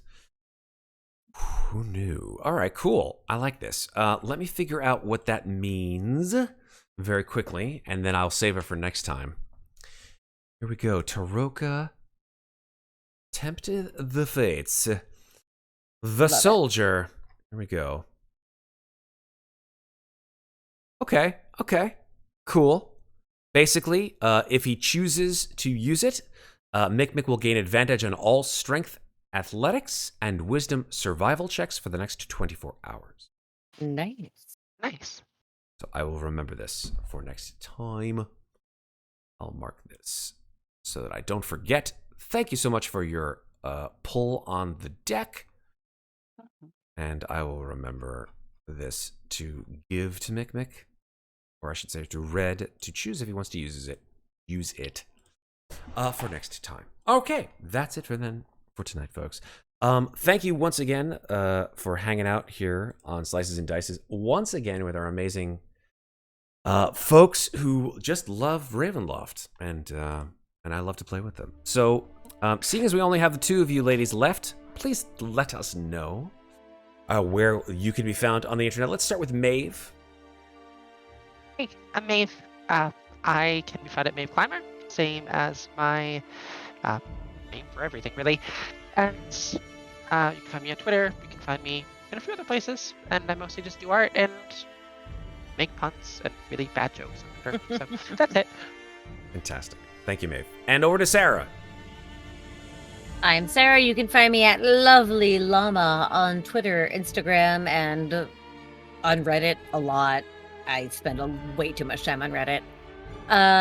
And on Twitter is mostly reposted my Instagram, which is lots of photos of my cats and of construction sites. Today I posted a photo of a big pile of copper pipes left behind by the plumbers that I'm like, I want to sleep on those because I'm so tired. I slept for like maybe 3 hours after Alien last night. Why would you want to sleep on copper pipes, though? I was like, these look really comfy. I feel like they would be great on my back. It would be like a little massage. Go look at the Instagram photo. They really look kind of comfy. I've had people agree with me, not on Instagram, but on Facebook, because I cross-post there too. So. Is this in the... Yes. Okay, I'm not even going to go there. I don't even... Yeah. Mm-hmm. They look comfy to me. That's fine. I'm not going to be judgy. Also, when you slept for like 2 hours, everything looks comfy, you know? That's true. I agree. It's falling into a pile of ash on fire. It's comfortable. I mean, if you're tired enough, yes. Fair. Hi, everybody. I'm Matt, and I'm the DM for this particular campaign, as well as others here on Slices and Dices. You can find us here every Friday at 9:15 Eastern Standard Time, or Eastern Time in general. And occasionally on Thursdays where we will play other role-playing games or thereabouts, other things. Lots of cool stuff coming in January of 2022, but it is my joy and my pain to say that there will be no stream on Christmas Eve, nor will there be a stream on New Year's Eve. So we're going to take a break. But are we doing Burn Bright on the 23rd? That is a great question. We still have to figure out whether the 23rd could very well be another stream. We have to work it out with our Burn Bright people. Burn Bright people! My voice! To see if the 23rd is viable. If not, we'll figure out a time in December to do Burn Bright. But I can say for certain that Ravenloft in and of itself, we will see again in the beginning portion of 2022. Oh my! Oh, it will be on the eve of my birthday, not my actual birthday, so I won't be shit-faced this time. Aw, man. That was so much fun, though. Unless you want me to be, because, I can't. But that's up to you, Sarah. If you can operate machinery and play Dungeons & Dragons drunk at the same time. I managed it last year by, that much. That was great. That was fantastic. I have one thing I want to show you guys, actually. It was my Christmas present from my amazing wife. Just because... Yay! Hi, Matt's wife. She's way asleep by now. I just want to let you know.